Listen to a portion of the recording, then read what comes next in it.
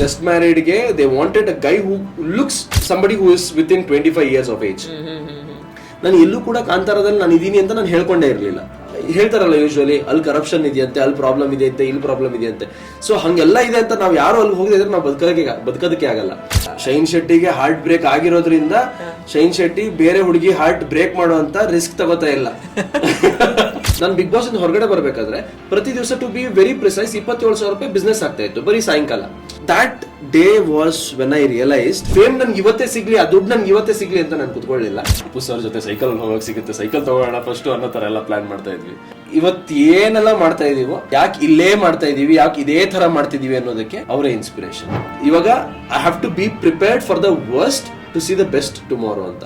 ಇವತ್ತು ನನ್ನ ಜೊತೆ ಇರುವಂತ celebrity guest Shine S Shetty. Welcome sir ನಮ್ಮ ಪಾಡ್ಕಾಸ್ಟ್ಗೆ. Thank you so much Ankita ಅವರೇ. ಹೇಗಿದ್ದೀರಾ? ನಾನು ತುಂಬಾ ಚೆನ್ನಾಗಿದ್ದೀನಿ, ತಾವು ಹೇಗಿದ್ದೀರಾ? ನಾನು ಸೂಪರ್ ಆಗಿದ್ದೀನಿ. ಹೇಗಿದೆ ಜೀವನ? ಜೀವನ ಸಬ್ಬಕ್ಕಿ ಇಡ್ಲಿ, ತಟ್ಟೆ ಇಡ್ಲಿ, ಮಸಾಲೆ ದೋಸೆ, ಪುಡಿ ಮಸಾಲೆ, ಆನಿಯನ್ ಉತ್ತಪ್ಪ, ಮೈಸೂರು ಮಸಾಲೆ, ಗೋಳಿ ಬಜೆ, ಬನ್ಸು ಎಲ್ಲ ಫ್ಲೇವರ್ಸ್ಗಳು ತುಂಬಿಕೊಂಡು ಸಖತ್ತಾಗಿದೆ. So basically cinema, business, personal ಆಗಿ ಜೀವನ ಎಲ್ಲ ಜೊತೆಗೆ ಸೂಪರ್ ಆಗಿ ಅದ್ಭುತವಾಗಿ ನಡೀತಾ ಇದೆ. Super, congratulations. ಇವಾಗಷ್ಟೇ ಅಫಿಷಿಯಲ್ ಆಗಿ ರಂಗಸ್ಥಳ ಸ್ಟುಡಿಯೋ ಅಂತ ನಿಮ್ಮ ಪ್ರೊಡಕ್ಷನ್ ಹೌಸ್ ಅನೌನ್ಸ್ ಮಾಡಿದ್ದೀರಾ. ತುಂಬ ಡೀಟೇಲ್ಸ್ ಕೊಡೋಕ್ಕೆ ತುಂಬ ಅರ್ಲಿ ಆದ್ರೂ ಒಂದಷ್ಟು ಅದ್ರ ಬಗ್ಗೆ ಹೇಳೋದಾದ್ರೆ, ಬಿಕಾಸ್ ಪ್ರತಿಯೊಂದು ನಿರ್ಮಾಣ ಸಂಸ್ಥೆ ಯಾವುದೋ ಹೊಸದಾಗಿ ಲಾಂಚ್ ಆಗ್ತಿದೆ ಅಂದಾಗ ಇಂಡಸ್ಟ್ರಿಗೆ ಒಂದು ಹೋಪ್ ಅದು. ಅಂದರೆ ಓಕೆ, ನಮಗೆ ಒಂದಷ್ಟು ಫಿಲ್ಮ್ ಮೇಕರ್ಸ್ ಅಥವಾ ಡೈರೆಕ್ಟರ್ಸ್, ಟೆಕ್ನಿಷಿಯನ್ಸ್ಗೆ ಹೊಸ ಒಂದು ಸಂಸ್ಥೆ ಲಾಂಚ್ ಆಗ್ತಿದೆ, ನಮಗೊಂದಷ್ಟು ಕೆಲಸ ಸಿಗುತ್ತೆ, ಒಂದು ಪ್ಲಾಟ್ಫಾರ್ಮ್ ಸಿಗುತ್ತೆ ಅಂತ. ಸೊ ಶೈನ್ ಶೆಟ್ಟಿ ಅವರ ರಂಗಸ್ಥಳ ಸ್ಟುಡಿಯೋ ಯಾವ ರೀತಿ ಎಕ್ಸೆಪ್ಷನಲ್ ಆಗಿರುತ್ತೆ, ಏನೆಲ್ಲ ಥಾಟ್ಸ್ ಇದೆ ಅರ್ಲಿ ಸ್ಟೇಜಸ್ ಅಲ್ಲಿ? ಇಲ್ಲ ಅಂದ್ರೆ ಇದಕ್ಕೊಂದು ಸ್ವಲ್ಪ ಹಿನ್ನೆಲೆ ಕೊಡಬೇಕು ಅಂತ ಹೇಳಿದ್ರೆ, ಆಲ್ಮೋಸ್ಟ್ 2020 ಅಂದ್ರೆ ಈ ಕೋವಿಡ್ ಬಂದಾಗೆಲ್ಲ ಏನ್ ಮಾಡೋದು ಅಂತ ಯೋಚನೆ ಮಾಡ್ಕೊಂಡಾಗ ಏನಾದ್ರೂ ಒಂದು ಶುರು ಮಾಡೋಣ ಅಂದಾಗ ಒಂದು ಯೂಟ್ಯೂಬ್ ಚಾನಲ್ ಶುರು ಮಾಡೋಣ ಅಂತ ಶುರುವಾಗಿತ್ತು. ರಂಗಸ್ಥಳ ಸ್ಟುಡಿಯೋಸ್ ಅಂತ ಶುರು ಮಾಡಿದ್ವಿ. ಅದನ್ನ ನಮ್ಮ ರಕ್ಷಿತ್ ಸರ್ ನಮಗೆ ಅಂದ್ರೆ ಡಿಜಿಟಲಿ ಅದನ್ನ ಲಾಂಚ್ ಮಾಡಿಕೊಟ್ರು. ಅದರ ನಂತರ ನಾವು ಅದಕ್ಕೆ ಯೂಟ್ಯೂಬ್ ಕಂಟೆಂಟ್ಸ್ಗಳನ್ನ ಮಾಡ್ತಾ ಇದ್ವಿ. ಹೆಂಗು ಲಾಕ್ಡೌನ್ ಮುಗಿದ ತಕ್ಷಣ ನಾವೆಲ್ಲರ ಜೀವನ ಹೆಂಗ್ ಬಿಸಿ ಆಯ್ತು, ನಮ್ಮ ಜೀವನನೂ ಹಂಗೆ ಬಿಸಿ ಆಯ್ತು. ಬಟ್ ಅದು ಅಲ್ಲೇ ಒಂದು ಹೋಲ್ಡ್ ಅಲ್ಲಿ ಇತ್ತು. And at the same time Rishab ಸರ್ಗೂ ಈ ಒಂದು ಜರ್ನಿ ಬಗ್ಗೆ ಗೊತ್ತಿತ್ತು. ಸೊ ಏನ್ ಸಿನಿಮಾಗೆ ಇನ್ವಾಲ್ವ್ ಮಾಡೋ ಪ್ಲಾನ್ ಅಲ್ಲಿ ಇದ್ದೀರಾ, ಪ್ರೊಡಕ್ಷನ್ ಎಲ್ಲ ಮಾಡ್ತೀರಾ ಅಂತ. ಅಯ್ಯೋ ಅಷ್ಟೆಲ್ಲ ಯೋಚನೆ ಇಲ್ಲ ಅಂತ ಅವತ್ತಿಗೆ ಹೇಳಿದ್ವಿ. ಬಟ್ ಕಾಲಕ್ರಮೇಣ ನಾವು ಇಷ್ಟು ವರ್ಷ ಚಿತ್ರರಂಗದಲ್ಲಿ ಬೆರ್ತಿರೋದ್ರಿಂದ ಅಂಡ್ ಒಂದಿಷ್ಟು ಎಕ್ಸ್ಪೀರಿಯನ್ಸ್ಗಳನ್ನ ನಾವು ಸಿನಿಮಾ ಇಂಡಸ್ಟ್ರಿಯಿಂದ ತಗೊಂಡಿರೋದ್ರಿಂದ ಅಂಡ್ ನಾನು ಕೂಡ ಈಗ 1-2 ಸಿನಿಮಾಗಳನ್ನ ಮೈನ್ ಲೀಡ್ ಅಲ್ಲಿ ಮಾಡಿ ಇವಾಗ ರಿಲೀಸ್ಗೆ ಅದೆಲ್ಲ ರೆಡಿ ಆಗ್ತಾ ಇರೋದ್ರಿಂದ I thought this is the right time. Also ಅಂದ್ರೆ ಎಲ್ಲದಕ್ಕೂ ಕಾಲ ಕೂಡ ಬರಬೇಕು. ಸೊ ಅದಕ್ಕೆ ಸರಿಯಾಗಿ ಆ ಸಮಯ ಸಂದರ್ಭಕ್ಕೆ ಸರಿಯಾಗಿ ಅದಕ್ಕೆ ಬೇಕಾಗಿರುವಂಥ ವ್ಯಕ್ತಿಗಳು, ಅದಕ್ಕೆ ಬೇಕಾಗಿರುವಂಥ ಎನರ್ಜಿ ಫೋರ್ಸ್ ಎಲ್ಲದೂ ಕೂಡ ಇವತ್ತು ಒಂದು ಪಾಸಿಟಿವ್ ವೇ ಅಲ್ಲಿ ಜೊತೆಗಿದೆ. ಸೊ ಅದೆಲ್ಲದೂ ಜೊತೆಗಿದ್ದಾಗ ಯಾಕೆ ನಾವು ಇವಾಗ ಶುರು ಮಾಡಬಾರ್ದು ಒಂದು ಸಿನಿಮಾ ನಿರ್ಮಾಣ ಸಂಸ್ಥೆ ಅಂತ ಅನ್ಕೊಂಡು ಸೊ ಒಂದು ಯೂಟ್ಯೂಬ್ ಚಾನಲ್ಗಂತ ಮಾಡ್ಕೊಂಡಿದ್ದಂಥ ಒಂದು ರಂಗಸ್ಥಳ ಸ್ಟುಡಿಯೋಸ್ ಅನ್ನೋದನ್ನ ಮತ್ತೆ ಈಗ ರೀಲಾಂಚ್ ಮಾಡಿದ ರೀಸನ್ ಏನು ಅಂತ ಹೇಳಿದ್ರೆ, ನಾವು ಅವತ್ತು ಸಿನಿಮಾ ನಿರ್ಮಾಣ ಸಂಸ್ಥೆ ಅಂತ ಯೋಚನೆ ಮಾಡಿದ್ದಲ್ಲ. ಸೊ ಇವಾಗ ಸಿನಿಮಾ ನಿರ್ಮಾಣ ಸಂಸ್ಥೆ ಅಂತ ಹೇಳಿದಾಗ ಒಂದಿಷ್ಟು ಲೋಗೋ ವೈಸ್ ಆಗಿರ್ಬೋದು, ವಿಚಾರಧಾರೆಗಳ ವೈಸ್ ಆಗಿರ್ಬೋದು, ಒಂದಿಷ್ಟು ಬದಲಾವಣೆಗಳಾಗಬೇಕಾಗುತ್ತೆ. ಸೊ ಅದಕ್ಕೆ ಸರಿಯಾಗಿ ಒಂದಿಷ್ಟು ಬದಲಾವಣೆಗಳನ್ನ ಮಾಡಿಕೊಂಡು ಜನರ ಎದುರುಗಡೆ ಬಂದಿದ್ದೀವಿ ಅಷ್ಟೇ ಇವಾಗ. ಓಕೆ, ಒಂಚೂರು ಯೂನಿಕ್ ಅನ್ಸ್ತಾ ಇರೋದು ನೇಮ್. ಅಂದ್ರೆ ನೀವು ಒಂದು ಥಾಟ್ ಪ್ರೊಸೆಸ್ ಇಟ್ಕೊಂಡು ರಂಗಸ್ಥಳ ಅಂತ ಇಟ್ಟಿರ್ತೀರ, ಅದ್ರ ಬಗ್ಗೆ ಒಂಚೂರು ಎಲಾಬ್ರೇಟ್ ಮಾಡ್ಬೋದಾ? ಸೊ ಬೇಸಿಕ್ಲಿ ನಾವು ರಂಗಸ್ಥಳ ಅಂದ್ರೆ ಯೂನಿವರ್ಸಲಿ ಇಟ್ಸ್ ಕಾಲ್ಡ್ ಸ್ಟೇಜ್. ವೇದಿಕೆ ಅಂತ ಕರೀತಾರೆ, ಚೌಕಿ ಅಂತ ಕರೀತಾರೆ. ಅಂದ್ರೆ ಯಕ್ಷಗಾನ ಮಾಡುವಂತ ಜಾಗಕ್ಕೆ ಚೌಕಿ ಅಂತ ಕರೀತಾರೆ. ಅದನ್ನ ಪರ್ಫಾರ್ಮ್ ಮಾಡುವಂತ ಸ್ಪೇಸ್ಗೆ, ಆ ವೇದಿಕೆಗೆ ರಂಗಸ್ಥಳ ಅಂತ ಕರೀತಾರೆ. ಅಂಡ್ ನಮ್ಮ ರೂಟ್ಸ್ ಇಂದ ಅಂತ ಬಂದಾಗ ಆ ಊರಿನ ಒಂದು ಎಸೆನ್ಸ್ ಬೇಕಾಗತ್ತೆ. ಅಂಡ್ ಅದೊಂದು ಪರ್ಸನಲ್ ಟಚ್ ಇಂದ ರಂಗಸ್ಥಳ ಅಂತ ಇಟ್ಟಿರೋದು. ಸೊ ಬೇಸಿಕ್ಲಿ ಇದೊಂದು ಪ್ಲಾಟ್ಫಾರ್ಮ್, ಇದೊಂದು ವೇದಿಕೆ. ಪ್ರತಿಯೊಂದು ನಿರ್ಮಾಣ ಸಂಸ್ಥೆ ಶುರುವಾದಾಗ ಅಲ್ಲಿಂದ ಏನೋ ಒಂದು ಹೊಸ ಸಿನಿಮಾಗಳಾಗತ್ತೆ. ಒಂದಿಷ್ಟು ಸಿನಿಮಾಗಳಾಗಿರ್ಬೋದು, ಏನೇ ವೆಬ್ ಸೀರೀಸ್ಗಳಾಗಿರ್ಬೋದು, ಏನೇ ಹೊರಗಡೆ ಬಂದರೂ ಕೂಡ ಅಲ್ಲಿ ಒಂದಿಷ್ಟು ಕಲಾವಿದರಿಗೆ, ಒಂದಿಷ್ಟು ಆರ್ಟಿಸ್ಟ್ಗಳಿಗೆ ಅವರ ಟ್ಯಾಲೆಂಟ್ ಅನ್ನ ಹೊರಗಡೆ ಹಾಕೋದಕ್ಕೆ, ಅವರ ಕ್ರಿಯೇಟಿವಿಟಿನ ಹೊರಗಡೆ ಹಾಕೋದಕ್ಕೆ ಒಂದು ವೇದಿಕೆ ಆಗುತ್ತೆ. ಸೊ ಆ ಒಂದು ವೇದಿಕೆನ ಕ್ರಿಯೇಟ್ ಮಾಡಬೇಕು ಅನ್ನೋದು ಒಂದು ಉದ್ದೇಶ ಆಗಿದ್ರಿಂದ ಅದಕ್ಕೋಸ್ಕರ ರಂಗಸ್ಥಳ ಸ್ಟುಡಿಯೋಸ್ ಅಂತ ಇಟ್ಟಿದ್ದೀವಿ. ಸೊ ಇದು ನಮ್ಮ ನಾವು ನಿರ್ಮಾಣ ಮಾಡಿರುವಂತ ರಂಗಸ್ಥಳ, ಇದನ್ನೆಲ್ಲರೂ ಬಳಸ್ಕೊಳ್ಳೋ ಹಾಗಾಗ್ಲಿ ಮುಂದಿನ ದಿನಗಳಲ್ಲಿ ಅನ್ನೋದು ಉದ್ದೇಶ. ಓಕೆ, ಅದ್ರ ಬಗ್ಗೆ ಜಾಸ್ತಿ ನೆಕ್ಸ್ಟ್ ಪ್ಲಾಟ್ಫಾರ್ಮ್ಸ್ ಅಲ್ಲಿ ಮಾತಾಡಕ್ಕಿರುತ್ತೆ, ಬಿಕಾಸ್ ಈಗ ತುಂಬಾ ಬಿಗಿನಿಂಗ್ ಅರ್ಲಿ ಸ್ಟೇಜ್ ಆಗಿರೋದ್ರಿಂದ ಮುಂದಿನ ಯೋಜನೆಗಳು ಇದ್ದೇ ಇರುತ್ತೆ. ಎಲ್ಲರೂ ಯಾವ್ದೋ ಒಂದು ನಿರ್ಮಾಣ ಸಂಸ್ಥೆಗಳು ಮಾಡಿದಾಗ ಅದ ಯಥಾ ಪ್ರಕಾರ ನಮಗೂ ಕೂಡ ಅದಿದೆ, ಬಟ್ ಅದನ್ನ ಮಾತಾಡೋದಕ್ಕೆ it's too early. Correct, but very meaningful name ಒಂದು ಪ್ರೊಡಕ್ಷನ್ ಹೌಸ್. Thank you. ತುಂಬಾ ಒಳ್ಳೇದಾಗ್ಲಿ, ಧನ್ಯವಾದಗಳು. ಇನ್ನೊಂದು ಪ್ರಶ್ನೆ ಏನಂದ್ರೆ, ಈಗ Shine Shetty actor serial artist ಆಗಿ ಅಥವಾ ಕಿರುತೆರೆಯಿಂದ ಅದಾದ್ಮೇಲೆ ಸಿನಿಮಾಗಳು, ಮಧ್ಯದಲ್ಲಿ ಬಿಗ್ ಬಾಸ್, ಬಿಸ್ನೆಸ್, ಈ ಜರ್ನಿ ಗೊತ್ತು ಎಲ್ರಿಗೂ. ಬಟ್ ಬಿಗ್ ಬಾಸ್ ಅಂತ ಪರ್ಟಿಕ್ಯುಲರ್ ಈಗ ನೀವು ವಿನ್ನರ್ ಆಗಿರೋದ್ರಿಂದ, ಅಂಡ್ ಈ ಸೀಸನ್ ಅಲ್ಲೂ ತುಂಬಾ ಸೌಂಡ್ ಆಯ್ತು, because season 7 was the best season ಅಂತ ಸಾಕಷ್ಟು ರೀಸನ್ಸ್ಗೆ. ಬಟ್ ನನ್ನ ಪ್ರಶ್ನೆ ಏನಂದ್ರೆ, Bigg Boss is a very hyped show. ಅದು ತುಂಬಾ ಹೈಪ್ ಇರುವಂತ ಒಂದು ರಿಯಾಲಿಟಿ ಶೋ. ಇವತ್ತಿಗೂ ಕೂಡ ಅದ್ರಲ್ಲಿ ಒಂದ್ಸಲ ನನಗೆ ಕಂಟೆಸ್ಟೆಂಟ್ ಆಗಿ ಅವಕಾಶ ಸಿಗ್ಬೇಕಂತ ಕಾಯ್ತಾ ಇರೋರು ಎಷ್ಟೋ ಜನ. ಅಟ್ ದ ಸೇಮ್ ಟೈಮ್ ಅಲ್ಲಿಂದ ಹೊರಗಡೆ ಬಂದ ಮೇಲೆ ಕಂಟೆಸ್ಟೆಂಟ್ಸ್ ಆಗಿದ್ದವ್ರು ಆಗಿರ್ಬೋದು ಅಥವಾ ವಿನ್ನರ್ಸ್ ಆಗಿರೋರು ಆಗಿರ್ಬೋದು, ಆ ಸ್ಟೇಜ್ನ ಎಷ್ಟು ಚೆನ್ನಾಗಿ ಯುಟಿಲೈಸ್ ಮಾಡ್ಕೊಳ್ತಾ ಇದ್ದಾರೆ ಕರಿಯರ್ಗೆ ಅನ್ನೋದು ಒಂದು ಕ್ವೆಶನ್ ಇರುತ್ತೆ. ಅಲ್ಲೊಂದು ಡಿಸ್ಕಷನ್ ಇದೆ, ಅಂದರೆ ಎಷ್ಟು ಮಟ್ಟಿಗೆ ಅದು ಕರಿಯರ್ಗೆ ಸ್ವಲ್ಪ ಫೇವರೇಬಲ್ ಆಗಿರುತ್ತೆ, ಅಷ್ಟು ಹೈಪ್ ಏನಿದೆ ಅದಕ್ಕೆ, ಅಷ್ಟೇ ಹೈಪು ನಾವು ಅದನ್ನು ಯುಟಿಲೈಸ್ ಮಾಡ್ಕೊಳ್ಳೋದ್ರಲ್ಲೂ ಸಿಗುತ್ತಾ ನಮಗೆ ಅನ್ನೋದು ಒಂದಿದೆ. ವಾಟ್ ಐ ಫೀಲ್ ಈಸ್ ಅದು every individual to individual differentiate ಆಗುತ್ತೆ. ನಿಮಗೂ ಗೊತ್ತಿರಬೇಕು ನಾನು ಈ ಚಾನ್ಸ್ನ ಹೆಂಗೆ ಕರಿಯರ್ ವೈಸ್ ವರ್ಕೌಟ್ ಮಾಡ್ಕೋಬಹುದು. ಬಟ್ ನನಗೆ ಒಂದಷ್ಟು ಹೆಸರುಗಳು ಮಾತ್ರ ತುಂಬ ಚೆನ್ನಾಗಿ ಯೂಸ್ ಮಾಡ್ಕೊಂಡಿದ್ದಾರೆ ಆ ಫೇಮ್ನ ಅನ್ಸೋದು. ಅದ್ರಲ್ಲಿ ನೀವು ಕೂಡ ಒಬ್ಬರು. ಅಲ್ಲಿಂದ ಹೊರಗಡೆ ಬಂದವ್ರಿಗೆ ಅಥವಾ ಆ ಸ್ಟೇಜು ಎಷ್ಟು ಮಟ್ಟಿಗೆ ನಿಮ್ಗೆ ಸಪೋರ್ಟ್ ಮಾಡುತ್ತೆ ಅಂತ ನಿಮ್ಗೆ ಅನ್ಸುತ್ತೆ? ಒಂದು ನೋಷನ್ ಇದೆ ಯೂಶುವಲಿ ಬಿಗ್ ಬಾಸ್ ಅಂತ ಬಂದಾಗ, ಸೀಸನ್ 7 ನಾವು ಹೋದ್ಮೇಲೆ ಸೀಸನ್ 7 ಆಯ್ತು ಬಿಡಿ, ಅದ್ರಲ್ಲಿ ಬಂದಂತ ನಮ್ಗೆಲ್ಲರಿಗೂ ಸಿಕ್ಕದಂತ ಕೀರ್ತಿ ಬೇರೆ. ಆ ಕಂಪ್ಲೀಟ್ ಕ್ರೆಡಿಟ್ ಒಬ್ರಿಗೆ ಹೋಗಲ್ಲ. ಸೀಸನ್ ಅಲ್ಲಿ ಇದ್ದಂತ 18 ಜನ ಕಂಟೆಸ್ಟೆಂಟ್ಗಳಿಗೆ ಹೋಗುತ್ತೆ, 67 ಕ್ಯಾಮರಾ ಹಿಂದ್ಗಡೆ ಇದ್ದಂತ 67 ಟೆಕ್ನಿಷಿಯನ್ಸ್ಗಳಿಗೆ ಹೋಗುತ್ತೆ. ಆ ಇಡೀ ಒಂದು ರಿಯಾಲಿಟಿ ಶೋನ, ಆ ಒಂದು ರಂಗಸ್ಥಳನ ಏನ್ ಕ್ರಿಯೇಟ್ ಮಾಡಿದಾರಲ್ಲ, ಇಡೀ ಚಾನೆಲ್ ಅವರಾಗಿರ್ಬೋದು, ಎಂಡಮೋಲ್ ಆಗಿರ್ಬೋದು, ಯಾವ್ದೆಲ್ಲ ಮಾಡಿದ ಅವ್ರಿಗೆ ಅಷ್ಟು ಎಫರ್ಟ್ಸ್ಗೆ ಅದು ಹೋಗುತ್ತೆ. ಬಟ್ ಬಿಗ್ ಬಾಸ್ ಅಂತ ಶೋ ಬಂದಾಗ ಒಂದು ನೋಷನ್ ಇರುತ್ತೆ, ಅಯ್ಯೋ ಇಲ್ಲಿ ಹೋದ್ರೆ ಒಂದ್ ಸ್ವಲ್ಪ ಅಲ್ಲಿ ಏನ್ ಗಲಾಟೆಗಳಾಗುತ್ತೋ ಅಥವಾ ನಮ್ಮ ಕ್ಯಾರೆಕ್ಟರಿಸ್ಟಿಕ್ಸ್ ಇಂದ ಯಾರಿಗೋ ನೋವಾಗೋದು, ಅದು ಏನೋ ನಮ್ ನೆಗೆಟಿವ್ ಆಗೋದು, ಈ ತರದೆಲ್ಲ ಆಗ್ಬಿಡುತ್ತೆ ಅನ್ನೋಂತ ಒಂದು ಭಯ ಇರುತ್ತೆ. ಯೂಶುವಲಿ ನನಗೂ ಇತ್ತು ಅದನ್ನ ಹೋಗೋದಕ್ಕಿಂತ ಮುಂಚೆ. ಇಲ್ಲಪ್ಪ ಆರಾಮಾಗಿ ನಾನು ಇವಾಗ ಹೊರಗಡೆ ಬಂದು ಸಿನಿಮಾ ಮಾಡ್ಬೇಕು ಅಂತ ಪ್ರಿಪೇರ್ ಆಗ್ತಿದ್ದೀನಿ, ಇಂಥ ಟೈಮಲ್ಲಿ ನಾನು ಬಿಗ್ ಬಾಸ್ ಹೋಗಿ ಅಲ್ಲೇನೋ ಗಲಾಟೆಗಳು ಏನೋ ಆಗಿ ಆಮೇಲೆ ಹೆಸರಾಳಾಗ್ಬಿಟ್ರೆ ಅದು ಇದು ಅನ್ನೋದು ಭಯ ಇರುತ್ತೆ. ಬಟ್ ಏನು ಅಂತ ಹೇಳಿದ್ರೆ, ನಮ್ಗೆ ಎಲ್ಲಾರ್ಗೂ ಗೊತ್ತಿರ್ಬೇಕಾಗಿರೋದೊಂದು, ಹೇಳ್ತಾರಲ್ಲ ಯೂಶುವಲಿ ಅಲ್ಲಿ ಕರಪ್ಷನ್ ಇದೆಯಂತೆ, ಅಲ್ಲಿ ಪ್ರಾಬ್ಲಮ್ ಇದೆಯಂತೆ, ಇಲ್ಲಿ ಪ್ರಾಬ್ಲಮ್ ಇದೆಯಂತೆ. ಸೊ ಹಂಗೆಲ್ಲ ಇದೆ ಅಂತ ನಾವು ಯಾರು ಅಲ್ಲಿ ಹೋಗಿದ್ರೆ ನಾವು ಬದುಕೋದಕ್ಕೆ ಆಗಲ್ಲ. So usually with a positive mind set ಒಳಗಡೆ ಹೋದಾಗ, ಸರಿ ಗುರು ಅವರೆಲ್ಲ ಹಂಗ್ ಬಂದಿದ್ದಾರೆ, ನಾನು ಹಂಗ್ ಬದುಕಲ್ಲ, ನಾನ್ ನನ್ನ ರೀತಿಯಲ್ಲಿ ಒಂದು ಒಳ್ಳೆ ಪಾಸಿಟಿವ್ ಅಲ್ಲಿ ಬದುಕಿ ಜೀವನ ನಡೆಸಿ ಹೊರಗಡೆ ಬರ್ತೀನಿ ಅಂತ. ಸೊ ನೀವೀಗ ಹೆಂಗ್ ಕೇಳ್ತಿದ್ದೀರಾ, ಅದು ಹೊರಗಡೆ ಬಂದಾಗ ಅದನ್ನ ಯಾವ ರೀತಿ ಯುಟಿಲೈಸ್ ಆಗುತ್ತೆ, ಯಾವ ರೀತಿ ಅದು ಪ್ಲಸ್ ಪಾಯಿಂಟ್ ಆಗುತ್ತೆ ಅಂತ, ಅದೇನ್ depends on the every individual. ಅವ್ರು ಅದನ್ನ ಯಾವ ರೀತಿ ಚಾನಲೈಸ್ ಮಾಡ್ಕೊಳ್ಳೋದಕ್ಕೆ ಇಷ್ಟಪಡ್ತಾರೆ ಅಂತ. ನನ್ಗೆ ಪ್ರತಿ ಗೆಲುವು ಅನ್ನೋದು ಪ್ರತಿ ವೇದಿಕೆ. ಅದು ಇವಾಗ ನಾನು ಸೀರಿಯಲ್ ಅಲ್ಲಿ ಆಕ್ಟ್ ಮಾಡ್ತಾ ಇದ್ನ, ಅದೊಂದು ವೇದಿಕೆ ನನಗೆ, ಅಲ್ಲೊಂದು ಗೆದ್ದನ, ಅದು ಗೆದ್ದ ಮೇಲೆ ಪ್ರತಿ ಗೆಲುವು ಒಂದು ಬೆಟ್ಟ ಹತ್ತದಂಗೆ, ಒಂದು ಬೆಟ್ಟದ ತುದಿ ಹತ್ತದಂಗೆ. ಇವಾಗ ನಿಮ್ಗೆ ಇನ್ನೊಂದು ಗೆಲುವಿನತ್ತ ಹೋಗ್ಬೇಕು ಅಲ್ವಾ, ಅದು ಇನ್ನೊಂದು ಬೆಟ್ಟದ ತುದಿ ಹತ್ತು ಹಾಗೆ. ನೀವು ಒಂದ್ ಬೆಟ್ಟದ ತುದಿಯಿಂದ ಇನ್ನೊಂದು ಬೆಟ್ಟದ ತುದಿಗೆ ಹಾರಕ್ಕಾಗತ್ತಾ? ಇಲ್ಲ, ಖಂಡಿತ ಹಾರಕ್ಕಾಗಲ್ಲ. ಯಾಕೆ ನೀವು ಪಕ್ಷಿ ಅಲ್ಲ, ನೀವು ಮನುಷ್ಯ. ಸೊ ಮನುಷ್ಯನಾದವನು ಒಂದ್ ಬೆಟ್ಟದ ತುದಿ ಹತ್ತದ ಮೇಲೆ ಆ ಬೆಟ್ಟದ ತುದಿಯಿಂದ ಕೆಳಗಡೆ ಇಳಿಬೇಕು, ಮತ್ತೆ ಬೆಟ್ಟ ಹತ್ತಕ್ಕೆ ಶುರು ಮಾಡಬೇಕು. ಸೊ ಬಿಗ್ ಬಾಸ್ ನಿಮ್ಗೆ ಕೊಟ್ಟಿರುವಂತ ಫೇಮ್ ಏನಿದೆ, ಅಲ್ಲಿ ಬಂದಿರುವಂತ ಹೆಸರು ಏನಿದೆ, ಅದು ಕೊಟ್ಟಿರೋ ಒಂದು ಬೂಸ್ಟ್ ಏನ್ ಕೊಟ್ಟಿದೆ, ಅದು ನಿಮ್ಗೆ ಎಲ್ಲೋ ಬೆಟ್ಟದ ಅರ್ಧಕ್ಕೆ ಬರ್ಬೇಕಾದ್ರೆ ಇನ್ನೊಂದು ಬೆಟ್ಟಕ್ಕೆ ಹಾರ್ಬೋದೇನೆ ಹೊರತು you can't escape climbing down the hill. So ಬೆಟ್ಟದಿಂದ ಕೆಳಗಡೆ ಇಳಿಲೇಬೇಕು. ತುದಿಗೆ ಇಳಿದೇ ಇದ್ರು ಕೂಡ ಒಂದು ತಕ್ಕ ಮಟ್ಟಿಗೆ ನೀವು ಕೆಳಗಡೆ ಇಳಿಲೇಬೇಕು. ಸೊ ಡೆಫಿನೆಟ್ಲಿ ಅದು ಚಾನಲೈಸ್ ಮಾಡ್ಕೊಳ್ಳೋದು ಎವ್ರಿ ಇಂಡಿವಿಜುವಲ್ ಬಿಟ್ಟಿದ್ದು. ನಾನು ಅದನ್ನ ಹೊರಗಡೆ ಬಂದ ಮೇಲೆ ಅಲ್ಲೊಂದು ಕೀರ್ತಿ ಗಳಿಸ್ಕೊಂಡಿದ್ದೆ ನಾನು. ನನ್ನ ಬಿಕಾಸ್ ನಾನು ಅದನ್ನ ಯಾಕೆ ಕೇಳಿದೆ ಅಂದ್ರೆ, ಸಾರಿ ಇಂಟರಪ್ಟ್ ಮಾಡ್ತಾ ಇದ್ದೀನಿ, ಹೊರಗಡೆ ಬಂದ ತಕ್ಷಣ ಈ ಸೀಸನ್ ಅಲ್ಲೇ ನಾವು ನೋಡ್ಬೋದು ಫುಲ್ ಕಂಟೆಸ್ಟೆಂಟ್ಸ್ ಆಗಿರ್ಬೋದು ಅಥವಾ ವಿನ್ನರ್ ಆಗಿರ್ಬೋದು ಒಂದು ನೆಕ್ಸ್ಟ್ ಲೆವೆಲ್ ಹೈಪಲ್ಲಿ ಇರ್ತಾರೆ. ಬಟ್ ಎಲ್ಲೋ ಒಂದ್ ಕಡೆ ಕಾಲಕ್ರಮೇಣ ಆ ಮೂಮೆಂಟಿಗೆ ಅವ್ರು ಅದನ್ನ ಯುಟಿಲೈಸ್ ಮಾಡ್ಕೊಳ್ಳಿಲ್ಲ ಅಂದ್ರೆ ಬರ್ತಾ ಇನ್ನೊಂದು ಸೀಸನ್ ಬರುತ್ತೆ, ಮತ್ತೊಂದಷ್ಟು ಹೊಸ ಕಂಟೆಸ್ಟೆಂಟ್ಸ್ ಬರ್ತಾರೆ. ಸೊ ಜನರಿಗೆ ನಾವು ಎಷ್ಟು ಮಟ್ಟಿಗೆ ಉಳ್ಕೋತೀವಿ ಅವ್ರ ಮನ್ಸಲ್ಲಿ ಅನ್ನೋದು ಒಂದ್ ಇರುತ್ತೆ.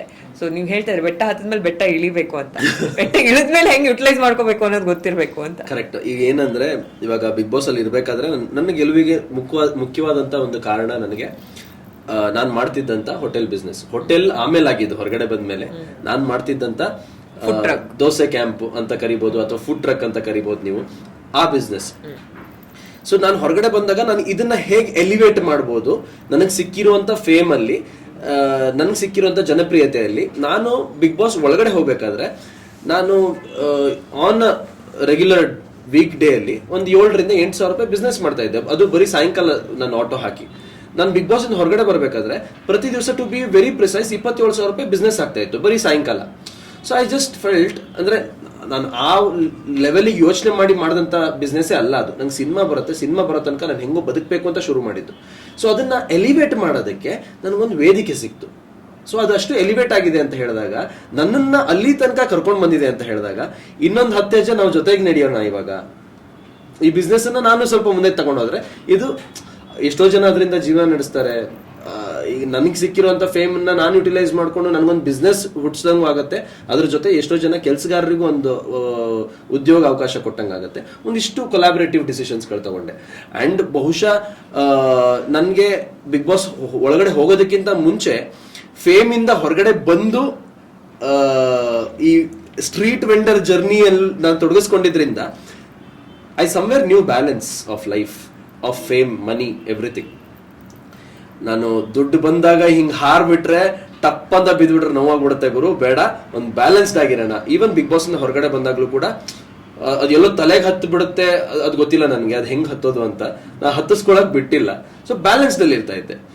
ಇಲ್ಲಿ ಏನು ಯಾವಾಗ್ಲೂ ಹೇಳಕ್ ಬರಲ್ಲ, ನೀವು ಎಷ್ಟಕ್ ಬೇಕಾದ್ರೂ ಹಾರ್ಬೋದು, ಎಷ್ಟಕ್ ಬೇಕಾದ್ರೂ ಇಡ್ಬೋದು. ಅದೇ ನೀವು ಮಿಡ್ಲಲ್ಲಿ ಇದ್ದಾಗ ನೀವು ಬಿದ್ರೂ ನೋವಾಗಲ್ಲ, ಹಾರಿದ್ರೂ ಏನು ಕಷ್ಟ ಆಗಲ್ಲ ನಿಮ್ಗೆ ಅಂತ. ಸೊ ದಟ್ಸ್ ಹೌ ನಾನ್ ಅದನ್ನ ಮೇಂಟೈನ್ ಮಾಡ್ಕೊಂಡು ಬಂದೆ. ಆಲ್ಸೋ ನಮ್ಗೆ ನಾನು ಹಾರ್ತೀನಿ ಅಂದ್ರೂ ಹಾರೋದಕ್ಕೆ ಅವಕಾಶ ಕೊಡ್ಲಿಲ್ಲ. ಬಿಕಾಸ್ 2020 ಫೆಬ್ರವರಿಯಲ್ಲಿ ನಾನು ಹೊರಗಡೆ ಬಂದಿದ್ದು ಬಿಗ್ ಬಾಸ್ ಇಂದ. ಮಾರ್ಚ್ 23ಕ್ಕೆ ನಮ್ಮನ್ನೆಲ್ಲರನ್ನು ಮನೇಲಿ ಕೂರಿಸ್ಬಿಟ್ಟಿದ್ರು. ಸೊ ಲಾಕ್ಡೌನ್ ಆಯ್ತು. ಎಕ್ಸಾಕ್ಟ್ಲಿ. ಸೊ ಯಾ ಹಂಗೆ ಸೊ ಹಂಗೆ ಅದನ್ನ ನಾವು ಇದ್ ಮಾಡ್ಕೊಂಡು ಹೋದ್ವಿ. ಅಂಡ್ ಸಿನಿಮಾ ವೈಸ್ ಒಂದಿಷ್ಟು ಡಿಸಿಷನ್ಸ್ ಗಳಾಗಿತ್ತು, ಅದು ಯಾವ್ದು ಟೇಕ್ ಆಫ್ ಆಗ್ಲಿಲ್ಲ because of again lockdown. But ಕಾಲಕ್ರಮೇಣ ಸ್ಲೋಲಿ ಬೆಟ್ಟ ಹತ್ತಾ ಇದೀವಿ ಇವಾಗ. ಓಕೆ, ಇನ್ನೊಂದು ವಿಷಯ ಏನಂದ್ರೆ, ಈಗ ಬಿಗ್ ಬಾಸ್ ಕ್ವೆಶನ್ ಆಯ್ತು. ಸೋಷಿಯಲ್ ಮೀಡಿಯಾ ವಿಚಾರಕ್ಕೆ ಬಂದ್ರೆ, ಸೋಷಿಯಲ್ ಮೀಡಿಯಾ ಅನ್ನೋದಕ್ಕಿಂತ ನಾನು ಇದನ್ನ ಯಾಕೆ ನಿಮ್ ಜರ್ನಿಗೆ ರಿಲೇಟ್ ಮಾಡ್ತಿದ್ದೀನಿ ಅಂದ್ರೆ, ನಮ್ಮ ಲೈಫ್ ಫಾರ್ ಎಕ್ಸಾಂಪಲ್ ತುಂಬಾ ಜನದ ಲೈಫು ತುಂಬಾ ಅನ್ಸ್ಟೇಬಲ್ ಇರುತ್ತೆ. ಬೀಯಿಂಗ್ ಇಟ್ ಫಿನಾನ್ಸಸ್ ಆಗಿರ್ಬೋದು, ಪರ್ಸನಲ್ ಲೈಫ್ ಆಗಿರ್ಬೋದು, ಅಥವಾ ಅವ್ರ ಕರಿಯರ್ ವೈಸ್ ಆಗಿರ್ಬೋದು. ಬಟ್ ಇವಾಗ ಹೆಂಗಾಗಿದೆ ಅಂದ್ರೆ, ಎಲ್ಲ ಸರಿ ಇದೆ ಅನ್ನೋದನ್ನ ನಾನು ಪೋರ್ಟ್ರೇ ಮಾಡಬೇಕು ಹೊರಗಡೆ. ಅದೊಂದು ಟ್ರೆಂಡೋ ಅಥವಾ ಆ ಥರದ್ದು ಒಂದು ಇದಕ್ಕೆ ಬಿದ್ಬಿಟ್ಟಿದ್ದಾರೆ ಈಗಿನ ಜನ್ರೇಷನು. ಇನ್ನೊಂದೇನಂದ್ರೆ, ನಂದು ಏನೇ ಗೋತ್ರು ಆಗ್ತಾ ಇರಲಿ, ನನಗೆ ನಾನು ಏನು ಗೋತ್ರು ಆಗ್ತಾ ಇದ್ದೀನಿ ಅನ್ನೋದನ್ನ ಇನ್ನೊಬ್ರ ಹತ್ರ ತೋರಿಸ್ಕೊಳ್ಳೋ ಮನಸ್ಥಿತಿಲಿ ಯಾರೂ ಇರೋದಿಲ್ಲ. ಅದನ್ನು ಎಲ್ಲಿ ಕನೆಕ್ಟ್ ಮಾಡ್ತಿದ್ದೀನಿ ಅಂದರೆ, ನಾನು ನೀವು ಆಲ್ರೆಡಿ ಸೀರಿಯಲಲ್ಲಿ you are a big name. ಅಂದರೆ ಒಳ್ಳೊಳ್ಳೆ ದೊಡ್ಡ ಪ್ರೊಡಕ್ಷನ್ ಹೌಸ್ಗೆ, ದೊಡ್ಡ ಚಾನಲ್ಗೆ ಲೀಡ್ ಆ್ಯಕ್ಟರ್ ಆಗಿ ಮಾಡಿ, ಅಲ್ಲಿಂದ ನೀವು ಒಂದು ಡಿಸಿಷನ್ ಮಾಡ್ತೀರಾ, ನಾನು ಫಿಲ್ಮ್ಸ್ ಮಾಡಬೇಕು, ಈ ಕಿರುತೆರೆ ಅಲ್ಲ, ನಾನು ಸಿಲ್ವರ್ ಸ್ಕ್ರೀನ್ಗೆ ಟ್ರೈ ಮಾಡ್ಬೇಕು, ಮತ್ತು ನನ್ನ ಡ್ರೀಮ್ ಕೂಡ ಅದು ಅಂತ. ಆ ಒಂದು ಪಾಯಿಂಟಲ್ಲಿ ನೀವು ತುಂಬ ಆಬ್ವಿಯಸ್ಲಿ ಸಿನಿಮಾ ಇಂಡಸ್ಟ್ರಿ ತುಂಬ ಅನ್ಸ್ಟೇಬಲ್, ಎಲ್ರಿಗೂ ಗೊತ್ತು. ನಾವು ಅನ್ಕೊಂಡಿರೋದು ಆ ಟೈಮ್ ಲೈನಲ್ಲಿ ಆಗೋದಿಲ್ಲ, ವೇಟಿಂಗ್ ಪೀರಿಯಡ್ ಇರುತ್ತೆ. ಬಟ್ ಆ ಪೀರಿಯಡಲ್ಲೇ ನೀವು ಡಿಸಿಷನ್ ತೊಗೊಳ್ಳೋದು. ನನ್ನ ಲೈಫ್ ಸ್ಟೆಬಿಲಿಟಿನೂ ತುಂಬ ಇಂಪಾರ್ಟೆಂಟು. ಸೊ ನನ್ನ ಫ್ಯಾಮಿಲಿ ಅಥವಾ ನನ್ನ ಫಿನಾನ್ಸಸ್ ನೋಡ್ಕೋಬೇಕಂದ್ರೆ ನಾನು ಏನಾದರೂ ಮಾಡಬೇಕು ಅಂತ ಗಲ್ಲಿ ಕಿಚನ್ ಹ್ಯಾಪೆಂಡ್ ಅಂತ. ಬಟ್ ಅದಕ್ಕೂ ಒಂದು ಗಟ್ಸ್ ಬೇಕಂದ್ರೆ ನಾನು ಅಷ್ಟು ಫೇಮಲ್ಲಿ ಇರುವಾಗ, ಈಗ ನಾರ್ಮಲ್ ಇದ್ದಾಗ್ಲೇನೆ ನಾವು ನಂಗೆ ತೋರ್ಸ್ಕೊಳಕ್ ಇಷ್ಟ ಇಲ್ಲಪ್ಪ ನಂದು ಆಕ್ಚುಲಿ ಏನ್ ಗೋತ್ರು ಆಗ್ತಿದ್ದೀನಿ ಅಥವಾ ಏನು ಅಂದಾಗ ನಿಮ್ಗೆ ಅದು ನೆಕ್ಸ್ಟ್ ಲೆವೆಲ್ ಥಾಟ್ ಪ್ರೊಸೆಸ್ ಬೇಕು ಆ ಥರದೊಂದು ಡಿಸಿಷನ್ ತಗೊಳ್ಳೋದಕ್ಕೆ. ಅದನ್ನ ಇವಾಗಿನ ಈ ತರ ಮೈಂಡ್ ಸೆಟ್ಗಳಿಗೆ ನೀವು ಹೇಳೋದಾದ್ರೆ, ಅಂದ್ರೆ ಒಂದಷ್ಟು ಕ್ಲಾರಿಟಿ ನಿಮ್ ಕಡೆಯಿಂದ ಕೊಡೋದಾದ್ರೆ, ಸಜೆಷನ್ಸ್ ಕೊಡೋದಾದ್ರೆ ಅದು ಹೆಂಗೆ ಡಿಫೈನ್ ಮಾಡ್ಬೋದು ಅಂತ. ಬಿಕಾಸ್ ಎಲ್ಲೋ ಒಂದ್ ಕಡೆ ಲೈಫ್ ಥಾಟ್ ಪ್ರೊಸೆಸ್ ಸ್ಪಾಯ್ಲ್ ಮಾಡ್ಕೋತಾ ಇದ್ದಾರೆ ಯಾರನ್ನೋ ಮೆಚ್ಚೋದಕ್ಕೆ, ಪ್ರಪಂಚನ ಮೆಚ್ಚೋದಕ್ಕೆ ಹೋಗಿ. ಅದೇ ಅಂದ್ರೆ ಪ್ರತಿಯೊಬ್ಬರದ್ದು ಅಪ್ಬ್ರಿಂಗಿಂಗ್ ಬೇರೆ ತರ ಇರುತ್ತೆ. ಒಬ್ರೊಬ್ರಿಗೆ ಅದು ರೂಢಿಯಾಗಿ ಬಂದಿರಲ್ಲ, ಅದು ರೂಢಿಸ್ಕೊಳ್ಳೋದಕ್ಕೆ ಕಷ್ಟ ಆಗುತ್ತೆ. ಬಟ್ ನನಗೆ ಅದು ರೂಢಿಯಾಗಿ ಬಂದಿತ್ತು. So to keep yourself grounded and at any given point of time, any situation, ಪ್ರತಿಯೊಂದು ಸಿಚುವೇಶನ್ನ ಯಾವ ಥರ ಟ್ಯಾಕಲ್ ಮಾಡಬೇಕು. ಆ್ಯಂಡ್ ಯಾವುದೇ ಕಾರಣಕ್ಕೂ ನಾನು ಯಾವುದು ಅವತ್ತಿಂದ ಇವತ್ತವರೆಗೂ ಎಲ್ಲೂ ಒಂದು ಫಾಲ್ಸ್ ಪ್ರೆಸ್ಟೀಜಿಗೆ ನಾನು ಬಿದ್ದಿಲ್ಲ. ನಮ್ಮ ಅಪ್ಪಂದೇ ಹೋಟ್ಲ್ ಇತ್ತು ಅವಾಗ, ಅಂದ್ರೆ ಇಲ್ಲಿ ಬೆಂಗಳೂರಲ್ಲೇ ಹೋಟೆಲ್ ಇತ್ತು. ಸೊ ನಾನು ನಮ್ಮ ಅಪ್ಪನ ಹೋಟ್ಲಿಗೆ ಹೋದ್ರು ಕೂಡ ನನಗೆ ಕ್ಯಾಶ್ ಕೌಂಟರ್ ಕೂತ್ಕೊಳ್ಳೋದು ಇಸ್ ಸಫೋಕೇಟಿಂಗ್. ನಾನು ಇಲ್ಲಿಂದ ನಮ್ಮ ಅಪ್ಪನ ಹೋಟ್ಲ್ ತನಕ ಹೋಗಿ ಅಷ್ಟು ದೊಡ್ಡ ಹೋಟ್ಲಲ್ಲಿ ಬರೀ ಕ್ಯಾಶ್ ಕೌಂಟರ್ ಕೂತ್ರೆ ಬೇಜಾರಾಗತ್ತಲ್ವಾ. ಸೊ ಅಲ್ಲಿ ಕ್ಲೀನಿಂಗ್ ಮಾಡೋದು, ಟೇಬಲ್ ಕ್ಲೀನ್ ಮಾಡೋದು, ನಮ್ಮ ಅಪ್ಪನೂ ಮಾಡ್ತಾ ಇದ್ರು. I give the credit to him, ಯಾಕಂದ್ರೆ ದಟ್ಸ್ ಇನ್ ಮೈ ಅಪ್ಬ್ರಿಂಗಿಂಗ್. ಅಪ್ಪ ಅಡುಗೆ ಮಾಡ್ತಾ ಇದ್ರು ಒಳಗಡೆ. ಸೊ ಅಲ್ಲಿ ಹೋಗಿ ನಾನು ಏನಾದ್ರು ಮಾಡ್ತಾ ಇದ್ದೆ, ಅಲ್ಲಿ ಕಟಿಂಗ್ ಮಾಡೋ ತರ, ಅಂದ್ರೆ ನನ್ಗೆ ಎಷ್ಟು ಬರುತ್ತೆ ಅಷ್ಟು ನಾನು ಮಾಡುವಂತ ಪ್ರಯತ್ನ ಪಡ್ತಾ ಇದ್ದೆ. ಸೊ ಇದನ್ನ ಏನು ಕನೆಕ್ಟ್ ಮಾಡ್ತಿದ್ದೀನಿ ಅಂತ ಹೇಳಿದ್ರೆ, ಇದಾದ್ಮೇಲೆ ಇಟ್ ಈಸ್ ಅ ಡಿಸಿಷನ್ ನೀವು ತಗೊಂಡಿರೋದು. ನಾನು ಸೀರಿಯಲ್ ಮಾಡಲ್ಲ ಇನ್ಮೇಲೆ, ತುಂಬಾ ಮೊನೋಟನಸ್ ಅನಿಸ್ತಾ ಇದೆ ಆಸ್ ಅನ್ ಆರ್ಟಿಸ್ಟ್ ನನಗೆ. ಅಂಡ್ ನನ್ನ ಉದ್ದೇಶ ಇದ್ದಿದ್ದು ನಾನು ಸಿನಿಮಾ ಮಾಡಬೇಕು ಅಂತ ಮುಂದಿನ ದಿನಗಳಲ್ಲಿ.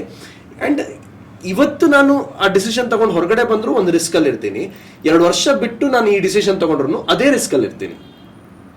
ಸೊ ಡಿಸಿಷನ್ ಯಾವಾಗ ತಗೊಂಡ್ರು ಅದೇ ರಿಸ್ಕ್ ಅಂತ ಹೇಳದ್ಮೇಲೆ, ಅದ್ ನಾಳೆ ತಗೊಂಡ್ರೆ ನೀವತ್ತು ತಗೊಂಡ್ರೇನು, ಬಟ್ ಇವತ್ತು ತಗೊಂಡ್ರೆ ನಾನು ಇನ್ನೂ ಬೇಗ ಆ ಡಿಸಿಷನ್ ತಗೊಂಡಂಗಾಗತ್ತಲ್ವಾ ಅಂತ ನಾನು ಆ ಡಿಸಿಷನ್ ತಗೊಂಡಿರೋದು. ದಟ್ ಇವಾಗ ನಿಮ್ ಜೀವನ ಬದಲಾಗತ್ತೆ. ಇಷ್ಟು ದಿವಸ ನಿನಗೆ ನೀಟಾಗಿ ಪ್ರತಿ ತಿಂಗಳು ಇಷ್ಟು ಅಂತ ಸಂಭಾವನೆ ಬರ್ತಾ ಇತ್ತು, ಇನ್ಮೇಲೆ ಸಂಭಾವನೆ ಬರಲ್ಲ. ಈಗ ಸಿನಿಮಾ ಅಂತ ಹೊರಟಿದ್ಯಾ, ಈ ಸಿನಿಮಾ ಯಾವಾಗ ಆಗತ್ತೆ ಅಂತ ಗೊತ್ತಿಲ್ಲ. ಯಾಕಂದ್ರೆ ನಾನು ಎಕ್ಸ್ಪೀರಿಯನ್ಸ್ ಮಾಡ್ಬೇಕಾಗಿರ್ಲಿಲ್ಲ ಅಂದ್ರೆ ಎಷ್ಟು ಕಷ್ಟ ಇದೆ ಅನ್ನೋದು. ನನ್ನ ಸುತ್ತಮುತ್ತ ಇರುವಂತ ಒಂದಿಷ್ಟು ಕಲಾವಿದರಿದ್ರು, ಒಂದಿಷ್ಟು ಸಾಧನೆ ಮಾಡಿದವರಿದ್ರು. ಸೊ ಅವರ ಕಥೆಗಳನ್ನ ಇನ್ಸ್ಪಿರೇಷನ್ ಆಗಿ ಇಟ್ಕೊಂಡು ಒಂದು ಡಿಸಿಷನ್ ತಗೊಂಡೆ. So to be very precise, Rishab ಅಣ್ಣನೆಲ್ಲ ಕತೆ ಕೇಳ್ತಾ ಇದ್ದೆ ನಾನು ಅವಾಗ.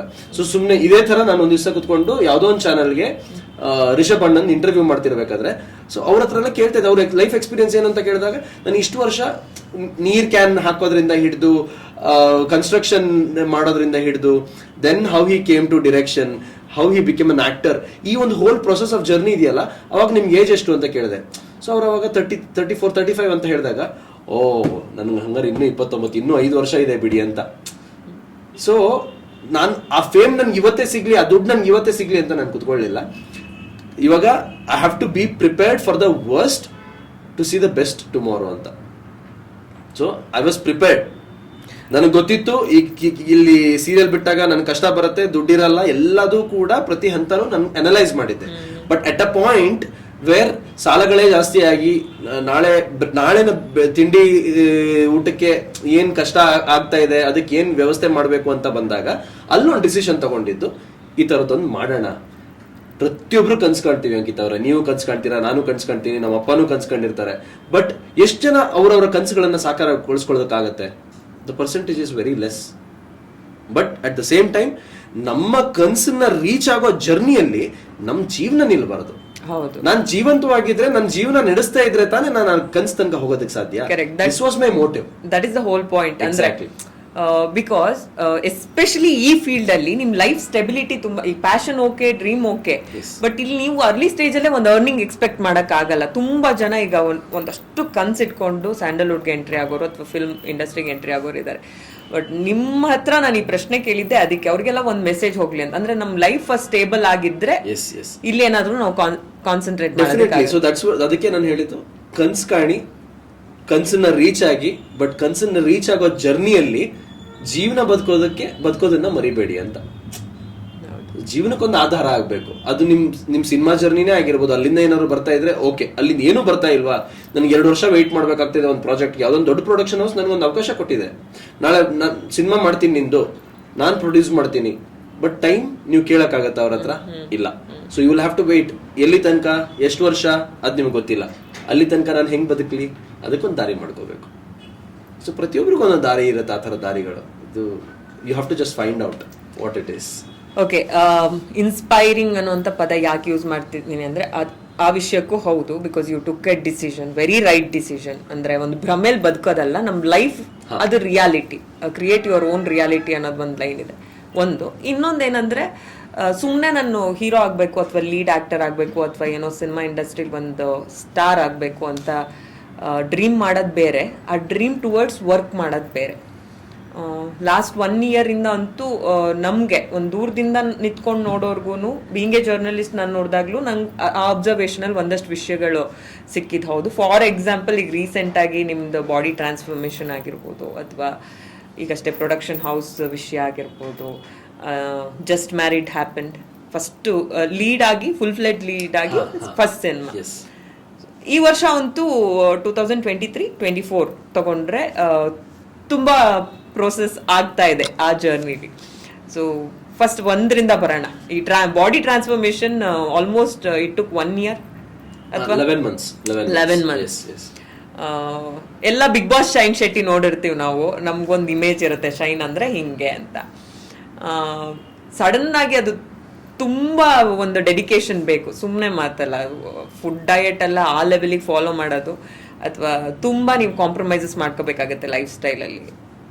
ಎಲ್ಲ ಫ್ಯಾಮಿಲಿ ಫಂಕ್ಷನ್ಸಿಗೆ ಹೋಗೋಕ್ಕಾಗಲ್ಲ, ರೆಗ್ಯುಲರ್ ಫ್ರೆಂಡ್ಸು, ಪಾರ್ಟಿ ಎಲ್ಲನೂ ಬಿಡಬೇಕಾಗತ್ತೆ, ಒಂದು ಲೈಫ್ ಸ್ಟೈಲೇ ಚೇಂಜ್ ಮಾಡ್ಕೋಬೇಕಾಗುತ್ತೆ. ಅಷ್ಟು ಕಾನ್ಸಂಟ್ರೇಟೆಡ್ ಆಗಿ ಮಾಡೋದಕ್ಕೆ ಒಂದು ಮೋಟಿವೇಶನ್ನು ಬೇಕಾಗುತ್ತೆ. ವಾಟ್ ವಾಸ್ ಯುವರ್ ಮೋಟಿವೇಶನ್ ಅಂತ? ಸಿ, ಮೈ ಮೋಟಿವೇಶನ್ ವಾಸ್, ನನಗೆ ಐ ಹ್ಯಾವ್ ಆಲ್ವೇಸ್ ಬಿಲೀವ್ಡ್ ಒಬ್ಬ ಕಲಾವಿದ ಒಂದು ಸಿನಿಮಾ ಆದ್ಮೇಲೆ ಇನ್ನೊಂದು ಸಿನಿಮಾ, ನಾನು ಏನಕ್ಕೆ ಸೀರಿಯಲ್ ಬೇಡ ಅಂತ ಬಿಟ್ಟೆ ಅಂದ್ರೆ, ನನ್ಗೆ 2 ವರ್ಷ ಒಂದು ಪಾತ್ರ ಪ್ಲೇ ಮಾಡೋದಕ್ಕೆ ಹಿಂಸೆ ಆಗೋದು ಒಬ್ಬ ಕಲಾವಿದನಾಗಿ. ನಾನು ಇನ್ನೊಂದು ಏನ್ ತೋರಿಸ್ಬಲ್ಲ ಶೈನ್ ಆಸ್ ಅನ್ ಆಕ್ಟರ್, ಈ ಪಾತ್ರದಲ್ಲಿ ಹಿಂಗ್ ಬಂದ, ಇನ್ನೊಂದು ಪಾತ್ರದಲ್ಲಿ ಹಿಂಗ್ ಮಾಡ್ತಾನೆ, ಮತ್ತೊಂದು ಪಾತ್ರ ಕೊಟ್ಟರೆ ಅದನ್ನ ಹಿಂಗ್ ಮಾಡ್ತಾನೆ ಅನ್ನುವಂತ ವರ್ಸಟೈಲಿಟಿ ಗೊತ್ತಾಗಬೇಕು ಅಂತ ಹೇಳಿದ್ರೆ ನಾನು cinema. So cinema is a medium. ಯಾಕಂದ್ರೆ ಒಂದ್ 30 ದಿವಸ, 60 ದಿವಸ, 100 days ಒಂದು ಸಿನಿಮಾ ಮುಗಿದು ಹೋಗುತ್ತೆ, ಇನ್ನೊಂದು ಅವಕಾಶ ಸಿಗುತ್ತೆ, ಅಲ್ಲೊಂದು ಬೇರೆ ತರದ ಪಾತ್ರ ಪ್ಲೇ ಮಾಡ್ತಾ ಇರ್ತೀನಿ. So this versatility was what I was looking for in my life as an actor.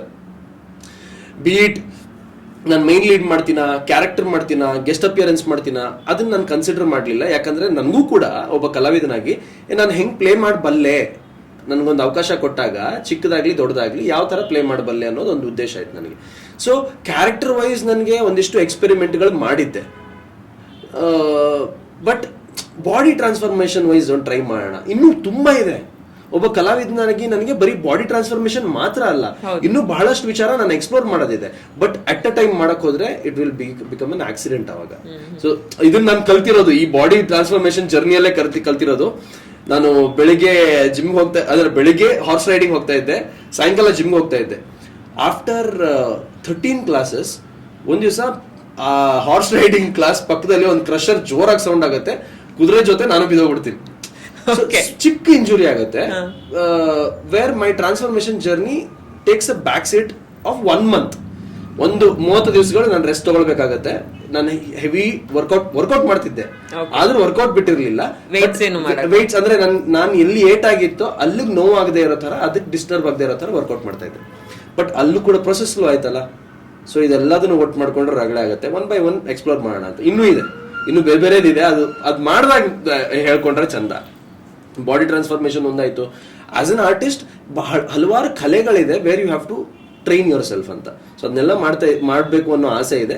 And first step ಆಗಿ ನಾನು ಬಾಡಿ ಟ್ರಾನ್ಸ್ಫಾರ್ಮೇಶನ್ ಕೈಗೆ ತಗೊಂಡೆ ಅಷ್ಟೇ. ಸೊ ಆ ಟೈಮಲ್ಲಿ ಕಾಂತಾರ ಜಸ್ಟ್ ಮುಗ್ದಿತ್ತು. ಎಲ್ಲರಿಗೂ ಗೊತ್ತು ಕಾಂತಾರದಲ್ಲಿ ನಾನು ಯಾವ ತರ ಕಾಣ್ತಿದ್ದೆ ಅಂತ. ನೆಕ್ಸ್ಟ್ ಏನು ಅಂತ ಇದ್ದಾಗ ಮಾಫಿಯಾ ಅಂತ ಒಂದು ಸಿನಿಮಾ ಮಾಡಿದೆ. ಈ ಪ್ರಜ್ವಲ್ ದೇವರಾಜ್ ಸರ್ ಜೊತೆ ಮಾಫಿಯಾ ಅಂತ ಒಂದು ಸಿನಿಮಾ ಮಾಡಿದೆ. ಕೋಮಲ್ ಸರ್ ಜೊತೆ ಒಂದು ಸಿನಿಮಾ ಮಾಡಿದೆ. ಸೊ ಇದೆಲ್ಲ ಆಗ್ತಾ that is when I realised ಈಗ ನನಗೆ ನೆಕ್ಸ್ಟ್ ಇವಾಗ ಸದ್ಯಕ್ಕೆ ಯಾವ ಪ್ರಾಜೆಕ್ಟ್ ಇಲ್ಲ. ಈ ಪ್ರಾಜೆಕ್ಟ್ ಇಲ್ಲ ಅಂತ ಸುಮ್ಮನೆ ಕೂತಾಗ ನಾವು ಹಂಗೆ ದಪ್ಪ ಆಗ್ತೀವಿ, ತಿಂತಾ ಇರ್ತೀವಿ, ಏನೋ ಬಿಸ್ನೆಸ್ ನೋಡ್ಕೋತಾ ಇರ್ತೀವಿ, ಅಷ್ಟೇ ಆಗ್ಬಿಡುತ್ತಲ್ಲ. ಟೈಮ್ ಇದೆಯಲ್ಲ, ಸುಮ್ಮನೆ ಯಾಕೆ ಅದನ್ನ ಹಂಗೆ ಕಳೆಯೋದು. ಇವಾಗ ವರ್ಕೌಟ್ ನಾನು ಮಾಡ್ತಾ ಇದ್ದೆ, ಬಟ್ ಸರಿಯಾದ ಗುರುನ ಇಟ್ಕೊಂಡು, ಸರಿಯಾದ ಒಂದು ಕೋಚ್ನ ಇಟ್ಕೊಂಡು ಅದಕ್ಕೆ ಟ್ರಾನ್ಸ್ಫಾರ್ಮೇಶನ್ಗೆ ಒಂದು ಜರ್ನಿ ಶುರು ಮಾಡಬೇಕಲ್ಲ. ಅದು ಎಲ್ಲೂ ಟ್ರಿಗರ್ ಆಗಿರ್ಲಿಲ್ಲ. ಬಟ್ ಅದನ್ನ ನನಗೆ ಶ್ರೀನಿವಾಸ್ ಗೌಡ ಅಂತ ನಮ್ಮ ಮಾಸ್ಟ್ರು ಸಿಕ್ಕಿದಾಗ ಸುಮ್ನೆ ಹಿಂಗ್ ಮಾತುಕತೆಗೋಸ್ಕರ ಸಿಕ್ಕಿದ್ವಿ ಅಷ್ಟೇ. 6 ಪ್ಯಾಕ್ ಸ್ಪೆಷಲಿಸ್ಟ್ ಅಂತ ಕರೀತಾರೆ ಅವ್ರನ್ನ. ಹೌದು, ಸೊ 6 ಪ್ಯಾಕ್ ಆಲ್ಮೋಸ್ಟ್ ಇಂಡಸ್ಟ್ರಿಯಲ್ಲಿ ಇರೋ ಬಹಳಷ್ಟು ಜನರಿಗೆ ಹೌದು ಕಲಾವಿದರಿಗೆ ಟ್ರಾನ್ಸ್ಫಾರ್ಮೇಶನ್ ಮಾಡಿ. ಸೊ ಅವ್ರನ್ನ ಸುಮ್ನೆ ಅವ್ರ ಹೊಸ ಜಿಮ್ ಓಪನ್ ಆಗಿತ್ತು ಅಂತ ನೋಡಕ್ ಹೋದಾಗ, ನಂದು ಹೋಟೆಲ್ ರಾಜರಾಜೇಶ್ವರಿ ನಗರಲ್ಲಿ ಓಪನ್ ಆಗಿತ್ತು, ಸೇಮ್ ಟೈಮ್ ಅದು ಆಗಿತ್ತಲ್ಲ, ನೋಡೋಣ ಅಂತ ಹೋದಾಗ ಮಾತಾಡ್ತಾ ಇಬ್ರು ಒಂದು ನಿರ್ಧಾರಕ್ಕೆ ಬಂದ್ವಿ. ಸರ್ ಬನ್ನಿ ಸರ್ ಟ್ರಾನ್ಸ್ಫಾರ್ಮೇಶನ್ ಮಾಡೋಣ, ಒಂದು 6 ಪ್ಯಾಕ್ ಮಾಡೋಣ. ಸರ್ ನಾನು ರೆಡಿ ಇದೀನಿ ಅಂತ. ಸೊ ಆ ಗ್ಯಾಪು ಇತ್ತಲ್ಲ, ಜರ್ನಿ ಶುರು ಮಾಡಿದೆ. And it was nice. ಅಂದ್ರೆ ಒಂದು 11 ತಿಂಗಳ journey and very disciplined way of life. Time to time ನಿದ್ರೆ, ಟೈಮ್ ಟು ಟೈಮ್ ಊಟ, ವೆರಿ ರೆಸ್ಟ್ರಿಕ್ಟೆಡ್. ಅಂದ್ರೆ ಯಾವ ತರ ತಿನ್ಬೇಕು, ಹೆಲ್ದಿ ಎಷ್ಟು ತಿನ್ಬೇಕು, ಇದೆಲ್ಲ this gave me a lot of discipline in my life. ಇನ್ನೊಂದು ಅದೇ ಟೈಮಿಗೆ ಜಸ್ಟ್ ಮ್ಯಾರಿಡ್ ಆಯ್ತು. ಜಸ್ಟ್ ಮ್ಯಾರಿಡ್ಗೆ they wanted a guy who looks somebody who is within 25 years of age. And ಆ ಟ್ರಾನ್ಸ್ಫಾರ್ಮೇಶನ್ ಆಗಿದ್ರಿಂದ ನಿಮ್ಗೆ ಬಾಂಬೆ ಗುತ್ತು ಮನೆಯ ಸೌಕಾರ ಆ ತರ ಕಾಣ್ತಿದ್ದವನು ಇಲ್ಲಿ 25 ವರ್ಷದ ಒಳಗಡೆ ಹುಡುಗನ ಪ್ಲೇ ಮಾಡುವಂತ ಒಂದು versatile way of treating and presenting my self for a new film. ಅದಕ್ಕೊಂದು ಅವಕಾಶ ಸಿಕ್ತು ನನಗೆ. ಇಲ್ಲ ಅಂದ್ರೆ ಜಸ್ಟ್ ಮ್ಯಾರಿಡ್ ಬಂದ್ಮೇಲೆ ನಾನ್ ಸಣ್ಣ ಆಗಿ ಅದೆಲ್ಲ ಆಗೋದ್ರೊಳಗೆ ಇನ್ನೊಂದಿಷ್ಟು ಟೈಮ್ ತಗೊಂಡಿರೋದು. ಎವ್ರಿಥಿಂಗ್ ನೀವು ಒಂದು ಜರ್ನಿ ಶುರು ಮಾಡಿದಾಗ ಅದಕ್ಕೆ ಸರಿಯಾಗಿ ನಿಮ್ಗೆ ಏನ್ ಬೇಕೋ ಯೂನಿವರ್ಸ್ ಕೊಡ್ತಾ ಹೋಗುತ್ತೆ ಅನ್ನೋದಕ್ಕೆ ನನ್ನ ಮತ್ತೆ ಜಸ್ಟ್ ಮ್ಯಾರಿಡ್ ನ ಒಂದು ಕೊಲಾಬ್ರೇಷನ್ ಸಾಕ್ಷಿ. ಓಕೆ, ಮೊದಲ ಸಿನಿಮಾ ಟೈಟಲ್ ಜಸ್ಟ್ ಮ್ಯಾರಿಡ್ ಅಂತ ಇದೆ. ಏನೆಲ್ಲ ಎಕ್ಸ್ಪೆಕ್ಟ್ ಮಾಡ್ಬೋದು ಜನ? ಅಲ್ಲ, ಜನ ನನ್ನ ಮ್ಯಾರೇಜ್ ಬಗ್ಗೆ ತುಂಬಾ ಎಕ್ಸ್ಪೆಕ್ಟೇಷನ್ ಮತ್ತೆ ರೂಮರ್ಸ್ ಗಳನ್ನ most eligible bachelor right now in Sandalwood. Most eligible bachelor who is already married 4 times according to the social medias and the gossips. ಹಂಗ್ ಮಾಡ್ಬಿಟ್ಟಿದ್ರು. ನನ್ ಸುಮ್ನೆ ನನ್ಗೆಲ್ಲ ಸಂಬಂಧಗಳು ಬಂದಿರೋದು ಕೇಳೋರು, ಅಯ್ಯೋ ಸಾರಿ ಇಂದಿರಾ ಅವ್ರೆ, ನಮ್ಗೆ ಗೊತ್ತಿರ್ಲಿಲ್ಲ ನಿಮ್ ಮಗನ್ ಮೊನ್ನೆ ನಿಶ್ಚಿತಾರ್ಥ ಆಯ್ತಂತಲ್ಲ. ನಮ್ಮಮ್ಮ, ಹೇ ಯಾರ ಜೊತೆ? ನಿಮ್ ಮಗಂಗೆ ಅವ್ರು ಯಾರೋ ಸಿಂಗರ್ ಜೊತೆ. ಅಮ್ಮ ತಾಯಿ, ಆ ಸಿಂಗರ್ ಜೊತೆ ಅವನೊಂದು ಆಲ್ಬಮ್ ಸಾಂಗ್ ಮಾಡಿದ್ದಾನೆ. ಓ ಅದು ಮಾಡಿದಾರಾ ಅಂತ. So people only want to know the gossip.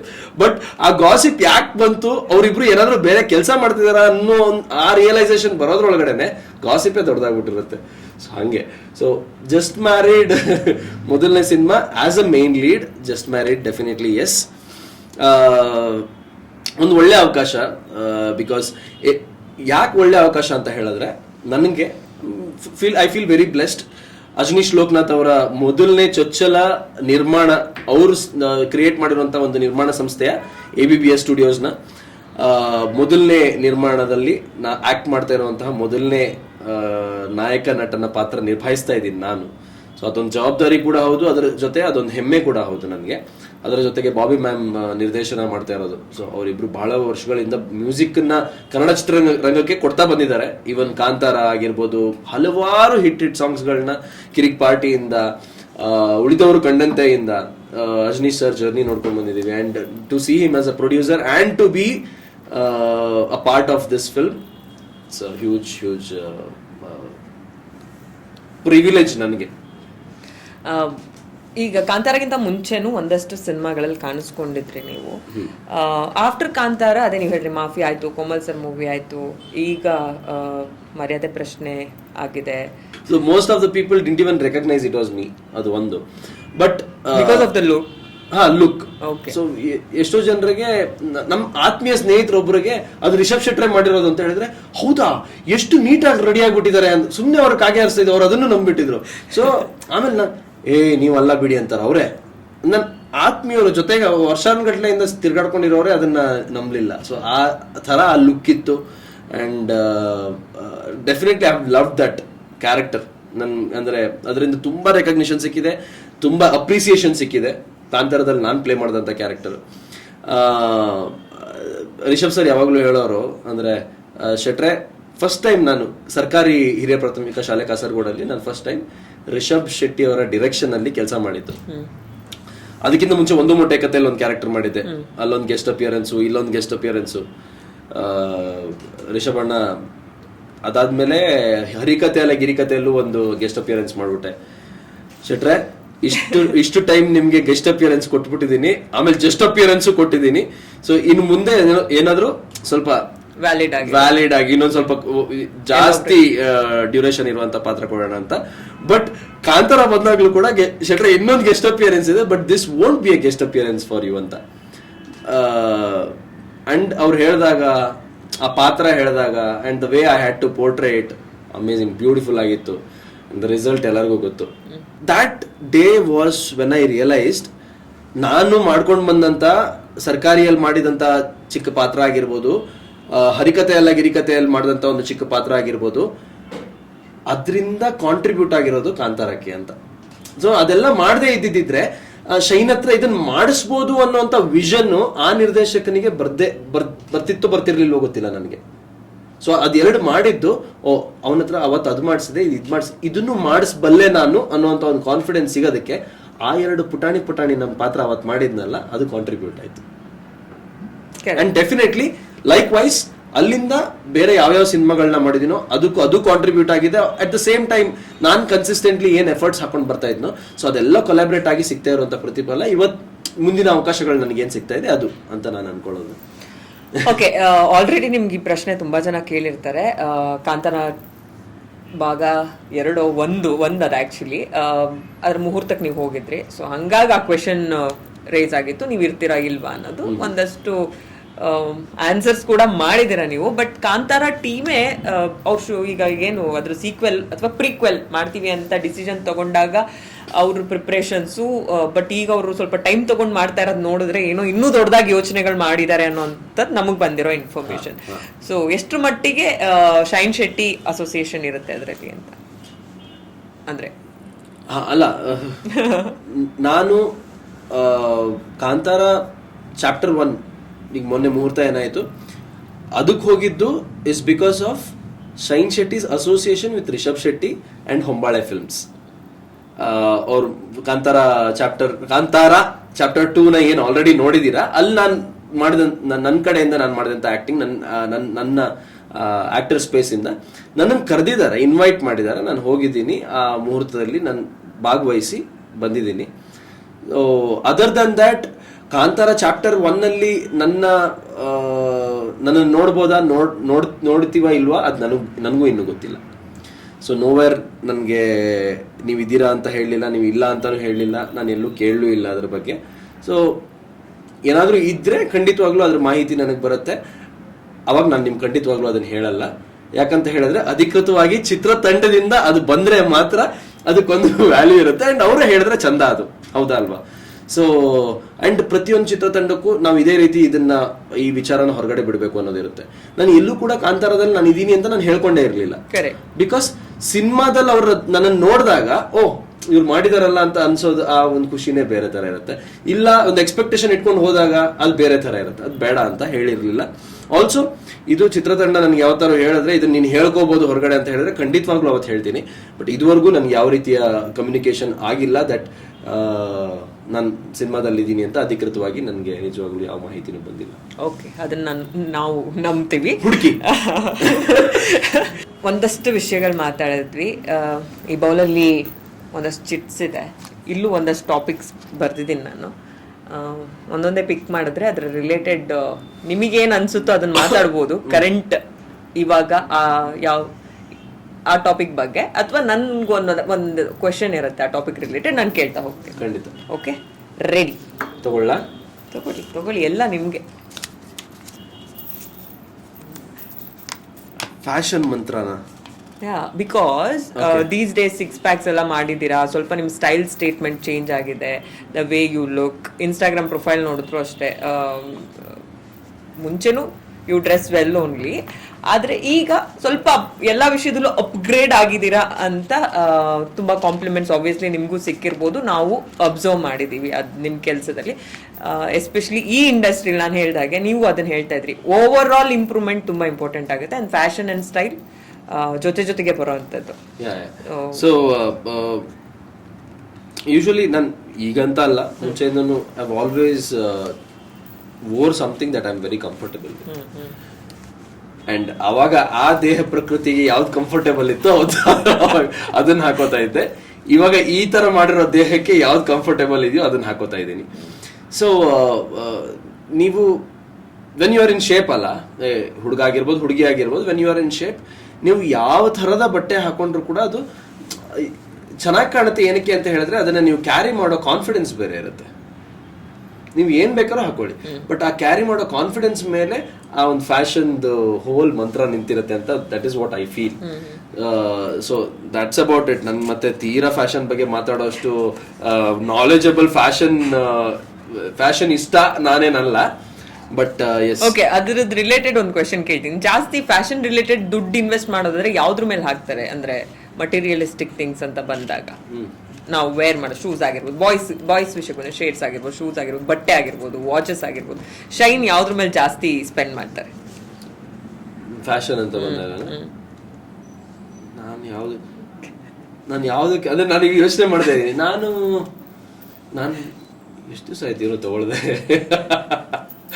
So basically usually ಏನಾಗ್ತಿತ್ತು ಅಂತ ಹೇಳಿದ್ರೆ, ಏನು ತಗೊಳ್ದೆ ಎಷ್ಟ್ ದಿವಸ ಆಯ್ತು? ಓಕೆ, ಒಳ್ಳೆ ದುಡ್ಡು ಸೇವ್ ಮಾಡ್ತಿದ್ರ ಅಂತ ಆಯ್ತು. ಹಂಗಂದ್ರೆ ಸೇವ್ ಮಾಡೋದಂತ ಅಲ್ಲ, ಯೂಶುವಲಿ ಏನಾಗುತ್ತೆ, ಒಂದ್ ಯಾವ್ದೋ ಬ್ರಾಂಡ್ ಕೊಲಾಬ್ರೇಷನ್ ಅದು ಇದು ಅಂತ ಬಂದಾಗ ಒಂದಿಷ್ಟು ಬಟ್ಟೆಗಳನ್ನ ಪ್ರೊವೈಡ್ ಮಾಡ್ತಾರೆ, ಅದನ್ನೇ ನಾವು ಹಾಕೊಳ್ತಾ ಇರ್ತೀವಿ. ಪರ್ಸನಲ್ ಆಗಿ ನೀವು ಇಷ್ಟಪಟ್ಟು ಸ್ಪೆಂಡ್ ಮಾಡೋದು ಯಾವ್ದ್ರ ಮೇಲೆ? ಈಗ ಬಾಯ್ಸ್ ಕೆಲವೊಬ್ರು ಹೇಳ್ತಾರೆ ನನ್ಗೆ ಶೂಸ್ ಮೇಲೆ ತುಂಬಾ ಸ್ಪೆಂಡ್ ಮಾಡ್ತೀನಿ, ನನ್ಗೆ ಒಂದಷ್ಟು ಕಲೆಕ್ಷನ್ಸ್ ಇದೆ ಅಂತ. ದೇವರಣ್ಣ ಯಾವ್ದ್ರ ಮೇಲೂ ತುಂಬಾ ಸ್ಪೆಂಡ್ ಮಾಡೋದೇ ಇಲ್ಲ. ವಾಚ್ ಮೇಲೂ ಇಲ್ಲ, ಪ್ಯಾಂಟ್ ಮೇಲೂ ಇಲ್ಲ, ಶರ್ಟ್ ಮೇಲೂ ಇಲ್ಲ, ಯಾವ್ದ್ರ ಮೇಲೂ ನಾನು ತುಂಬಾ ಸ್ಪೆಂಡ್ ಮಾಡಲ್ಲ. ಒಂದು ಈಗ ಟ್ರಾನ್ಸ್ಫಾರ್ಮೇಶನ್ ಎಲ್ಲ ಆದ್ಮೇಲೆ ಒಂದಿಷ್ಟು ಹೊಸ ರೀತಿಯ ಸ್ಟೈಲ್ ಗಳನ್ನ ಪಿಕ್ಚರ್ಸ್ ಗಳೆಲ್ಲ ಹಾಕಿದಾಗ ನೀವು ನೋಡಿರ್ತೀರಾ. ಅದು ನನ್ ಡಿಸೈನರ್ ತೇಜು ಅಂತ, ಅವರು ನನ್ನ ಡಿಸೈನ್ ಮಾಡ್ಬೇಕು ಈ ತರ ಟ್ರಾನ್ಸ್ಫಾರ್ಮೇಶನ್ ಆದ್ಮೇಲೆ ಅಂತ ಅನ್ಕೊಂಡು ಅವ್ರು ಮಾಡಿರುವಂತದ್ದು. ಸೊ ಅಲ್ಲಿ ಯಾವ್ದು ನಾನು ಖರ್ಚು ಮಾಡಿ ತಗೊಂಡ್ ಬಂದಂತ ಬಟ್ಟೆಗಳಲ್ಲ. ಇನ್ನೊಂದು ಕೆಲವು ಬ್ರ್ಯಾಂಡ್ ಕೊಲಾಬ್ರೇಷನ್ಸ್ ಇರುತ್ತೆ, ನಮ್ದನ್ನ ತಗೊಂಡು ಸ್ವಲ್ಪ ಪ್ರಮೋಟ್ ಮಾಡಿ ಅಂತ ಹೇಳಿರ್ತಾರೆ, ಅವ್ರು ಕೊಟ್ಟಿರೋ ಬಟ್ಟೆಗಳನ್ನ ಹಾಕೊಂಡು. ಇನ್ನೊಂದು ಹಳೇ ಬಟ್ಟೆಗಳು ಎಲ್ಲ ಸುಟ್ಕೇಸಲ್ಲಿ ಬಿದ್ದಿರ್ತಾವಲ್ಲ, ಅದನ್ನೆಲ್ಲ ಟ್ರಿಮ್ ಮಾಡಿ ಇವಾಗ ಹೊಸ ತರ ಕಾಣ್ತಾ ಇದೆ ಅಷ್ಟೇ, ಸಣ್ಣ ಆಗಿರೋದ್ರಿಂದ. ಸೊ ತೀರಾ ಖರ್ಚು ಮಾಡ್ತೀನಿ ಯಾವ್ದಾದ್ರು ಮೆಟೀರಿಯಲಿಸ್ಟಿಕ್ ಥಿಂಗ್ ಮೇಲೆ ಅಂತ ಹಾಗೇನು ನಾನು ಯೂಶುವಲಿ ಮಾಡಲ್ಲ. ಯಾ, ಸೊ ಮಾಡಿದ್ರೂ ಐ ಥಿಂಕ್ ಶೇಡ್ಸ್ ತಗೋತೀನಿ ಅಂದ್ರೆ ನಾನು ಆಫ್ ಲೈಟ್ ಏನ್ ತಗೊಂಡಿದ್ದೀನಿ ಅದ್ರ ಬಗ್ಗೆ ಹೇಳ್ತಾ ಇದ್ದೀನಿ. ಅದನ್ನ ಬಿಟ್ಟು ನಾನೇನು ಅಂತ ಸ್ಪೆಂಡಿಂಗ್ ಯಾವುದು ನನ್ನ ಲೆಕ್ಕಾಚಾರದಲ್ಲಿ ಇಲ್ಲ. Nice to know. Yes, unwanted spending ಮಾಡಲ್ಲ ಶೈನ್ ಶೆಟ್ಟಿ ಅಂತ.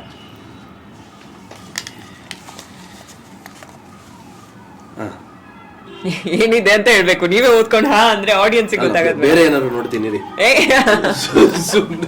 ಹಾರ್ಟ್ ಬ್ರೇಕ್ ಅಂತ ಇದೆ, ಆಬ್ವಿಯಸ್ಲಿ ಇರುತ್ತೆ ಸುಮಾರು. ನೀವೇನು ಫ್ಯಾಷನ್ ಮಂತ್ರ ಅಂದ್ರೆ ಬರೀ ಅದೇ ರಿಲೇಟೆಡ್ ಕ್ವೆಶನ್ಸ್ ಇರುತ್ತೆ ಅಂತ. ನಾನು ಅದೇ ಈಗ ಫ್ಯಾಷನ್ ಮಂತ್ರ ಆಯ್ತು, ಆಮೇಲೆ ಚಪ್ಪಲಿ ಫ್ಯಾಷನ್ ಅಂದ್ರೆ ಅದ್ರೆಲ್ಲ ಇನ್ಕ್ಲೂಡ್ ಆಗುತ್ತೆ. ಈಗೇನಿದೆ ಇನ್ನೊಂದ್ಸಲ ಹೇಳಿ, ರಿಪೀಟ್ ಮಾಡಿ. ಇದು fashion actually, heart break is a fashion. Okay, so trend ಅಲ್ಲಿ ಇದೆ. ಇಲ್ಲ ಅಂದ್ರೆ ಇದು ಹಾರ್ಟ್ ಬ್ರೇಕ್ ಯಾವ ವಿಚಾರವಾಗಿ ಹೇಳ್ತಿದ್ರಿ ಗೊತ್ತಿಲ್ಲಪ್ಪ, ಇದು ಏನು? ಓಕೆ, ನಾನೇ ಕ್ವೆಶ್ಚನ್ ಕೇಳ್ತೀನಿ ಅದ್ರ ರಿಲೇಟೆಡ್. ಅದೇ ನೀವು ಕೇಳಿ. ಬರೀ ಹಾರ್ಟ್ ಬ್ರೇಕ್ ಅಂತ ಬರೆದ್ರೆ ನನಗೆ ಯಾರು ಹಾರ್ಟ್ ಬ್ರೇಕ್ ಬಗ್ಗೆ ಮಾತಾಡ್ಲಿ? ಓಕೆ, ಶೈನ್ ಶೆಟ್ಟಿ ಹುಡುಗಿರ್ ಹಾರ್ಟ್ ಬ್ರೇಕ್ ಮಾಡ್ತಾರಾ ಅಥವಾ ಅವ್ರ ಹಾರ್ಟ್ ಬ್ರೇಕ್ ಆಗಿದ್ಯಾ? ಇದು ಟೂ ವೇಸ್. ಹಾರ್ಟ್ ಬ್ರೇಕ್ ಅಂದ್ರೆ ಅದಕ್ಕೆ ಒಂದೇ ಮೀನಿಂಗ್ ಇರೋದು, ಶೈನ್ ಶೆಟ್ಟಿ ಹಾರ್ಟ್ ಬ್ರೇಕ್ ಆಗಿದ್ಯಾ ಅಂತ. ಶೈನ್ ಶೆಟ್ಟಿಗೆ ಹಾರ್ಟ್ ಬ್ರೇಕ್ ಆಗಿರೋದ್ರಿಂದ ಶೈನ್ ಶೆಟ್ಟಿ ಬೇರೆ ಹುಡುಗಿ ಹಾರ್ಟ್ ಬ್ರೇಕ್ ಮಾಡುವಂತ ರಿಸ್ಕ್ ತಗೋತಾ ಇಲ್ಲ. ಆಯ್ತು, ನೆಕ್ಸ್ಟ್ ಹೋಗೋಣ. ಸೊ ಬಹಳ ಪ್ಲಾಟ್ಫಾರ್ಮ್ಸ್ ಗಳಲ್ಲೂ ನಾನು ಇದ್ರ ಬಗ್ಗೆ ಮಾತಾಡಿದ್ದೀನಿ. ಅದ್ರ ಬಗ್ಗೆ ನಾನು ಬೇರೆ ಕ್ವೆಶ್ಚನ್ ಕೇಳ್ತೀನಿ. How to handle that in a right way ಅನ್ನೋದು ಒಂಚೂರು ನೀವು ಯಾರು ಆಡಿಯನ್ಸ್ ನೋಡ್ತಾ ಇರೋರು ಹೇಳ್ಬೋದು. ಬಿಕಾಸ್ ಅದ್ರ ಆ ಸಿಚುವೇಶನ್ ಅಲ್ಲಿ ಇದ್ದಾಗ ಒಂದಷ್ಟು ರಾಂಗ್ ಡಿಸಿಷನ್ಸ್ ತಗೊಳ್ಳೋದು ಈ ತರದೆಲ್ಲ ಇರುತ್ತೆ ಯೂತ್ಸ್. ಹೌದು, ಸೊ ಅದ್ರ ರಿಲೇಟೆಡ್ ಒಂದೆರಡು ಲೈನ್ ಹೇಳಿ. ಇಲ್ಲ ಅಂದ್ರೆ ಐ ಥಿಂಕ್ ಹಾರ್ಟ್ ಬ್ರೇಕ್ ಅಂತ ಬಂದಾಗ usually there is depression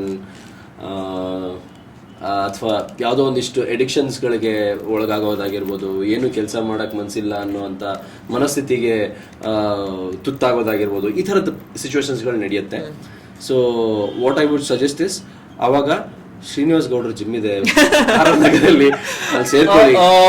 fat ಎಲ್ಲ ಬರ್ನ್ ಆಗತ್ತೆ, ಕೊಬ್ಬು ಎಲ್ಲೆಲ್ಲ ಸೇರ್ಕೊಂಡಿದ್ಯೋ ಅದೆಲ್ಲ ಕಮ್ಮಿ ಆಗತ್ತೆ, 6 ಪ್ಯಾಕ್ ರೆಡಿ ಆಗತ್ತೆ. ಸೊ ನೀವು ಹಾರ್ಟ್ ಬ್ರೇಕ್ ಮಾಡೋದಕ್ಕೆ ರೆಡಿ ಆಗ್ಬೋದು ಅವಾಗ. ಇಲ್ಲ, ಜೋಕ್ಸ್ ಅಪಾರ್ಟ್. ಅದಕ್ಕೆ ನಾನೇನು ಡಿಸ್ಕ್ಲೈಮರ್ ಕೊಡಲ್ಲಪ್ಪ, ಅವ್ರದ್ದು ಎಕ್ಸ್ಪ್ಲನೇಷನ್. ಸೊ ಬಟ್ ಏನು ಅರ್ಥ ಮಾಡ್ಕೊಳ್ತಾ ಇಲ್ಲ ನಾವು ಅನ್ನೋದು ಏನಂದ್ರೆ, ಒಂದು ಹಾರ್ಟ್ ಬ್ರೇಕ್ ಇಂದ if that heart break has to decide your future, then that is where you lose. ಯಾರೋ ನಿಮ್ಮನ್ನು ಬಿಟ್ಟು ಹೋದ್ರು, ಯಾರೋ ನಿಮಗೆ ಬೇಜಾರು ಮಾಡಿದ್ರು, ಅದಾದ್ಮೇಲೆ ನಿಮ್ಮ ಮನಸ್ಸಿಗೆ ಬೇಜಾರಾಯಿತು, ನಿಮ್ಗೆ ಯಾವುದೋ ಒಂದು ಜರ್ನಿಯಲ್ಲಿ ಇರ್ತೀರಾ, ಜೀವನದಲ್ಲಿ ಏನೋ ಸಾಧಿಸ್ಬೇಕು ಅಂತ ಇರ್ತೀರಾ, ಆ ಜರ್ನಿನೇ ನಿಂತು ಹೋಗ್ಬಿಡ್ಬೋದು ಆ್ಯಂಡ್ ನಿಮ್ಮ ಗ್ರೋತ್ ಲೈಫಲ್ಲಿ ಡಿಲೇ ಆಗ್ಬೋದು. ಸೊ ನೀವು ಅದಕ್ಕೇನಾದ್ರೂ ಕೈ ಕೊಟ್ರೆ ಆಯ್ತು, ನನ್ ಹಂಗೆ ಆಗ್ಲಿ ಅಂತ ನೀವು ಬಿಟ್ಬಿಟ್ರೆ, who is at loss? Correct. ಅಂದ್ರೆ ನಿಮ್ನ ಹಾರ್ಟ್ ಬ್ರೇಕ್ ಮಾಡಿದ ಹುಡುಗಿ ಅಂತೂ ಅಲ್ಲ ಅಥವಾ ಹುಡುಗ ಅಂತೂ ಅಲ್ಲ, ಯು ಆರ್ ಅಟ್ ಲಾಸ್. ಅವ್ರಿಗೆ ನೋಡು ನಾನು ಬಿಟ್ಟೆ, ಅವ್ನು ಹಿಂಗಾಗೋದ ಅನ್ನೋಂಥ ಒಂದು ಸಿಂಪತಿ ಇರುತ್ತೆ, ಬಿಟ್ರೆ ಅವರೇ ನಿಮ್ಮನ್ನ ಬಂದು ಸರಿ ಮಾಡಲ್ಲ. But what you have to actually see is, ಅವ್ರು ಯಾರೋ ಒಂದು ವರ್ಷನೋ 2 ವರ್ಷನೋ 3 ವರ್ಷನೋ 4 ವರ್ಷನೋ 5 ವರ್ಷನೋ, whatever the number of years are, ಅವ್ರು ನಿಮ್ಮನ್ನ ಇಷ್ಟಪಟ್ಟಿರ್ತಾರೆ, ನೀವು ಅವ್ರನ್ನ ಇಷ್ಟಪಟ್ಟಿರ್ತೀರ. ಆ 4 ವರ್ಷ ಬಂದು ಹೋಗುವಂಥ ಒಂದು ಪ್ರೀತಿ ನಿಮ್ಮ ಲೈಫನ್ನ, ನಿಮ್ಮ ಜೀವನನ ರೂಯಿನ್ ಮಾಡುತ್ತೆ ಅಂತ ಹೇಳಿದ್ರೆ, ಇಮ್ಯಾಜಿನ್ ನಿಮ್ಗೆ ಎಷ್ಟು ವರ್ಷ ಆಗಿರುತ್ತೆ, ಅಷ್ಟು ವರ್ಷದಿಂದ ಒಂದು ಅಪ್ಪ ಅಮ್ಮ ನಿಮ್ಮನ್ನ ಪ್ರೀತಿಸ್ತಾ ಇದ್ದಾರೆ, ಒಂದು ಗುರು ಅಥವಾ ಒಂದಿಷ್ಟು ಜನ ಸ್ನೇಹಿತರು ನಿಮ್ಮ ಸುತ್ತಮುತ್ತ ಇರೋರು ನಿಮ್ಮ ಮೇಲೆ ಒಂದು ಕಾನ್ಫಿಡೆನ್ಸ್ ಇಟ್ಕೊಂಡಿದ್ದಾರೆ, ಒಂದು ನಂಬಿಕೆ ಇಟ್ಕೊಂಡಿದ್ದಾರೆ. ಆ ನಂಬಿಕೆಗೆ ಮೋಸ ಆಯಿತು, ನಿಮ್ಮ ಅಪ್ಪ ಅಮ್ಮ ನಿಮ್ಮ ಮೇಲೆ ಮಾಡ್ತಿದ್ದಂಥ ಪ್ರೀತಿಗೆ ಮೋಸ ಆಯಿತು ಅಂದ್ರೆ ಆ ಪ್ರೀತಿಗೆ ಬೆಲೆನೇ ಇಲ್ವಾ ಅನ್ನೋ ಥರ ಆಗ್ಬಿಡುತ್ತೆ. So how I would take it is, ನನ್ನ ಜೀವನದಲ್ಲಿ I prioritize myself first. Self centered ಅಂತ ಹೇಳ್ಬೋದು, that is a different version of people considering it. But ನಾನೇನು ಹೇಳ್ತೀನಿ ಅಂತ ಹೇಳಿದ್ರೆ, ಪ್ರಯಾರಿಟೈಸ್ ಯುವರ್ ಸೆಲ್ಫ್ ಫಸ್ಟ್. ನಿಮ್ಮ ಜೀವನದಲ್ಲಿ ನೀವು ಅತಿ ಹೆಚ್ಚು ಯಾರನ್ನು ಪ್ರೀತಿಸ್ಬೇಕು ಹೇಳಿ? ಯೂಶುವಲಿ ನೀವು ಅತಿ ಹೆಚ್ಚು ಯಾರನ್ನು ಪ್ರೀತಿಸ್ತೀರಾ ನಿಮ್ಮ ಜೀವನದಲ್ಲಿ? ಫ್ಯಾಮಿಲಿ. ಎಕ್ಸಾಕ್ಟ್ಲಿ ಅಲ್ವಾ? But what I feel is, love your self first. ನೀವು ನಿಮ್ಮನ್ನ ಇಷ್ಟಪಟ್ರೆ, ನೀವು ನಿಮ್ಮನ್ನ ಪ್ರೀತಿಸಿದ್ರೆ ಜಾಸ್ತಿ, ನೀವು ಖುಷಿಯಾಗಿರ್ತೀರಾ. ಖುಷಿಯಾಗಿರುವಂಥ ವ್ಯಕ್ತಿ ಸುತ್ತಮುತ್ತ ಒಂದು ಪಾಸಿಟಿವ್ ಆರಾ ಹರಡ್ತಾ ಇರುತ್ತೆ. ಅವಾಗ ನಿಮ್ಮ ಸುತ್ತಮುತ್ತ ಇರೋದಕ್ಕೆ ನಿಮ್ಮ ತಂದೆ ತಾಯಿ, ಅಣ್ಣ ತಮ್ಮ ತಂಗಿ, ಗರ್ಲ್ ಫ್ರೆಂಡ್ಸು, ಬಾಯ್ ಫ್ರೆಂಡ್ಸು ಎಲ್ಲ ಕಾಯ್ತಾ ಇರ್ತಾರೆ. So make yourself a very happy place to live. ಜನ ಬಂದು ಗೂಡು ಕಟ್ಕೋತಾರೆ ಅಲ್ಲಿ. ನೀವು if you are very depressed, negative energy ಸುತ್ತಕೊಂಡಿರುತ್ತೆ ನಿಮ್ಮ ಸುತ್ತಮುತ್ತ, ಯಾರು ಹತ್ರ ಬರೋಕ್ಕೆ ಇಷ್ಟಪಡಲ್ಲ, ಹೌದಲ್ವಾ? Correct. So that's how I treat it. So I keep myself happy first. ಯಾರೋ ಬಿಟ್ಟು ಹೋಗಿದ್ರು, ಯಾರೋ ಹಾರ್ಟ್ ಬ್ರೇಕ್ ಮಾಡಿದ್ರು, ಅದನ್ನ ನನಗೆ ಇನ್ಫ್ಲುಯೆನ್ಸ್ ಆಗಿ ಅದು ನನಗೆ ಬೇಜಾರು ಮಾಡೋಕ್ಕೆ, I am sorry, I don't have that luxury of taking that heart break so seriously. ಒಂದು ಹಾರ್ಟ್ ಬ್ರೇಕು ನನ್ನ ಜೀವನನ, ನನ್ನ ಜೀವನದ ದಿಕ್ಕನ್ನೇ ಬದಲಾಯಿಸುವಷ್ಟು ಪವರ್ ನಾನು ಅದಕ್ಕೆ ಕೊಟ್ಟಿಲ್ಲ, ಅಂಡ್ ಕೊಡ್ಲೂಬಾರ್ದು ಯಾರು ಕೂಡ. Valid point. ಎಸ್. ನೆಕ್ಸ್ಟ್ ಏನೇನೋ ಬರ್ದಿದ್ರೆ ಅಮ್ಮ, ಅಯ್ಯೋ ಅಲ್ಲಿಗೆ ಮೇಡಮ್, ಇದಾಗಿದೆ ಒಂದ್ಸಲ ಆಲ್ರೆಡಿ. ಏನಿದೆ ರಿಲೇಶನ್ಶಿಪ್ ದೀಸ್ ಡೇಸ್ ಅಂತೆ. ಓ ಬೇಡ ಬಿಡಿ, ಅದು ಎಲ್ಲ ಹೇಳಂಗಿದೆ ಹೇಳ್ಬೋದು, ಡಿಫ್ರೆಂಟ್ ವರ್ಷನ್. ಐ ಆಮ್ ಸಾರಿ, ನಾನು ಬಿಕಾಸ್ ಅದಕ್ಕೆ ಡೆಫಿನೇಷನ್ಸ್ ಇವಾಗ ಚೇಂಜ್ ಆಗ್ತದೆ. ಫಾರ್ ಎಕ್ಸಾಂಪಲ್ ಒಂದು ಕ್ವಶನ್ ಅದು ನೀವು ಪಿಕ್ ಮಾಡಿದ್ರೆ, ಈಗ ನಮ್ಮ ಅಪ್ಪ ಅಮ್ಮ ಅಥವಾ ನಿಮ್ಮ ಅಪ್ಪ ಅಮ್ಮಂದು ಮದುವೆ, ಜೀವನ, ಜರ್ನಿ, ಅವರಿಬ್ರು ಮಧ್ಯದಂತ ಒಂದು ಲವ್ ಡೆಫಿನೇಷನ್, ಜೀವನ ನೋಡ್ತಾ ಇದ್ದಂಥ ರೀತಿ, ಈಗಿನ ಕರೆಂಟ್ ಜನರೇಷನ್ ರಿಲೇಶನ್ಶಿಪ್ ಡೆಫಿನೇಷನ್ಸ್ ತುಂಬಾನೇ ಚೇಂಜ್ ಇದೆ. ಇದು ಹೆಂಗಾಯ್ತು ಅಂದ್ರೆ, ನಮ್ಮಪ್ಪ ನನಗೆ ನನ್ನ 4 ಅಣಿ ಕೊಡ್ತಿದ್ರು ಮನೆಯಲ್ಲಿ, ನಾನು ಚಪ್ಪಲಿ ಹಾಕೊಳ್ಳದೆ 5 ಕಿಲೋಮೀಟರ್ ನಡ್ಕೊಂಡು ಹೋಗಿ ಸ್ಕೂಲ್ಗೆ ಹೋಗ್ತಿದ್ದೆ.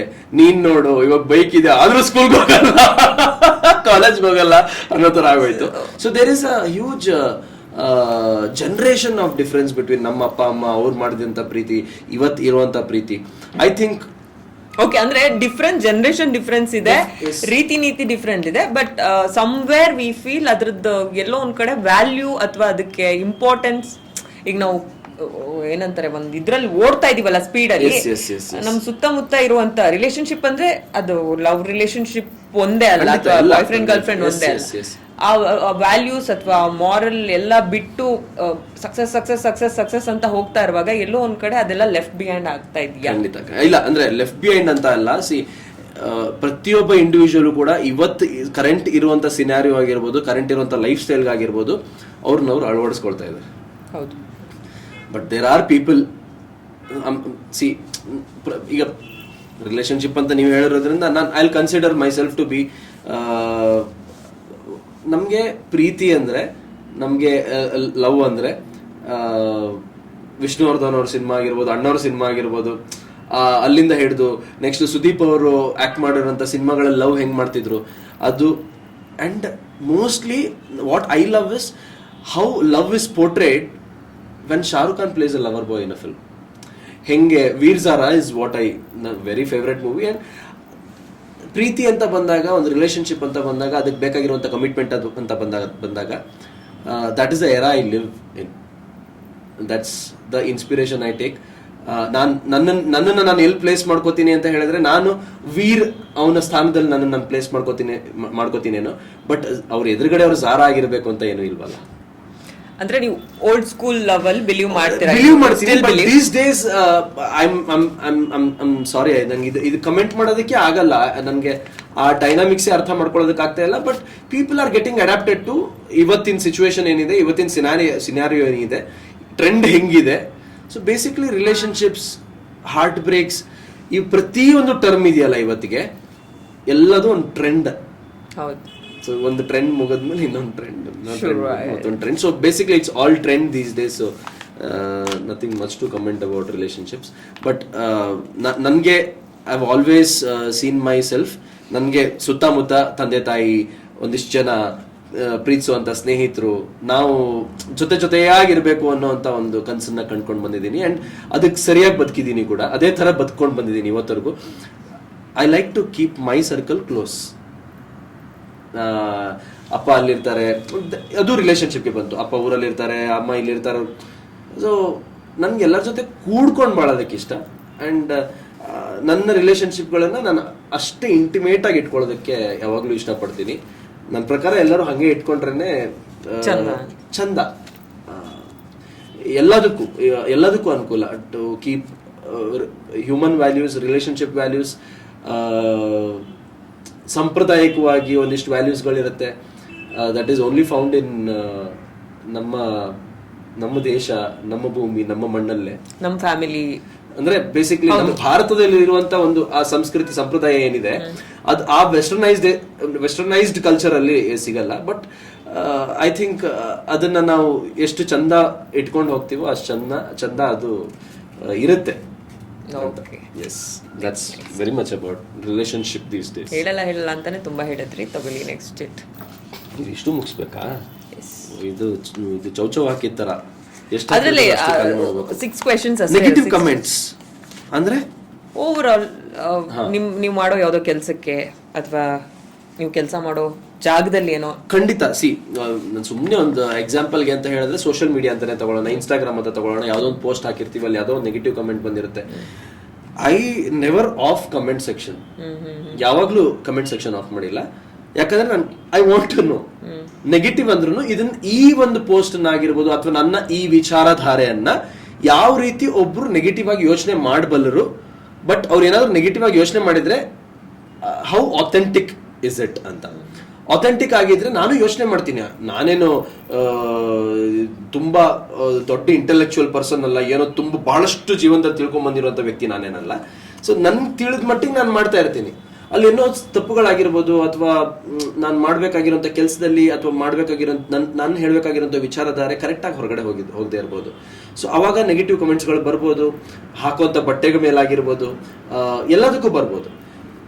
I filter it. ನಂಗೆ ಅದರಲ್ಲಿ ನೆಗೆಟಿವ್ ಅಲ್ಲಿ ಯಾವುದು ಹೌದಲ್ವಾ, ಕರೆಕ್ಟ್, ಈ ವ್ಯಕ್ತಿ ಹೇಳ್ತಾ ಇರೋದು correct. I actually reply to that comment saying yes, I get your point. ಇನ್ನು ಇದನ್ನ ಸರಿ ಮಾಡ್ಕೊಳ್ಳೋ ಪ್ರಯತ್ನ ಪಡ್ತೀನಿ. ಮೆಸೇಜ್ ಬರುತ್ತಾ, ಅವ್ರು ಏನಾದ್ರು ಹೇಳಂತ ವಿಚಾರದಲ್ಲಿ ಸರಿ ಇದ್ರೆ ಐ ಡೆಫಿನೆಟ್ಲಿ. ಸರಿ ಇಲ್ಲ ಅಂದ್ರೆ ವಾಟ್ ಇಫ್ ತುಂಬಾ ಅನ್ವಾಂಟೆಡ್ ಬರ್ತಾ ಇದೆ, ಇಲ್ಲ ಅಂದ್ರೆ ಇಗ್ನೋರ್ ಮಾಡ್ತೀನಿ. ಅದು ಅಲ್ಲೇ ಇರುತ್ತೆ ಅಷ್ಟೇ. ಅನ್ವಾಂಟೆಡ್ಗೆಲ್ಲ ತಲೆ ಕೆಡ್ಸ್ಕೊಂಡ್ರೆ ವಾಂಟೆಡ್ ಬಗ್ಗೆ ತಲೆ ಕೆಡ್ಸ್ಕೊಳ್ಳೋರು ಯಾರು? ಓಕೆ, ಇಗ್ನೋರ್ ಮಾಡ್ತೀರಾ ಅಂತ? ಖಂಡಿತ ಇಗ್ನೋರ್ ಮಾಡ್ತೀನಿ. ಯಾಕಂದ್ರೆ ಆ ಅನ್ವಾಂಟೆಡ್ ಕಮೆಂಟ್ಗೆ ನಾನ್ ರಿಪ್ಲೈ ಮಾಡಿ, ನಾನ್ ರೆಸ್ಪಾಂಡ್ ಮಾಡಿ, ನಾನ್ ಜಸ್ಟಿಫಿಕೇಶನ್ ಕೊಡೋದ್ರಿಂದ ಆ ಅನ್ವಾಂಟೆಡ್ ಕಮೆಂಟ್ ಹೈಲೈಟ್ ಆಗ್ತಿದೆಯಾ ಹೊರತು, ಅಂಡ್ ಮಾಡಿದಂತ ವ್ಯಕ್ತಿ ಹೈಲೈಟ್ ಆಗ್ತದೇನೋ ಹೊರತು ನನ್ಗೇನು ಅದರಿಂದ ಉಪಯೋಗ ಇಲ್ಲ. And so I rest my case on that guy, that person who is putting that unwanted comment. ಇದೆರಡರಲ್ಲಿ ಬಂದು ನಾನೇ ತೆಕ್ಕೊಟ್ಬಿಡ್ತೀನಿ. ಯಾಕೆ ನಿಮ್ಗೆ ಪರ್ಸನಲ್ ಆಗಿ ಏನೋ ಬರ್ತಿದ್ದೀರಾ ಅದರಲ್ಲಿ? ಇಲ್ಲ. ಓಕೆ, ಪುನೀತ್ ರಾಜ್ಕುಮಾರ್ ಅಂದ್ರೆ ಹೆಸರೇ ಆ ಥರ ಇದೆ. ಯಾವ್ದನ್ನ ಹೇಳಬೇಕು, ಎಷ್ಟ್ರ ಮಟ್ಟಕ್ಕೆ ಹೇಳಬೇಕು ಅನ್ನೋದೇ ಒಂದು ದೊಡ್ಡ ಪ್ರಶ್ನೆ ಆಗುತ್ತೆ.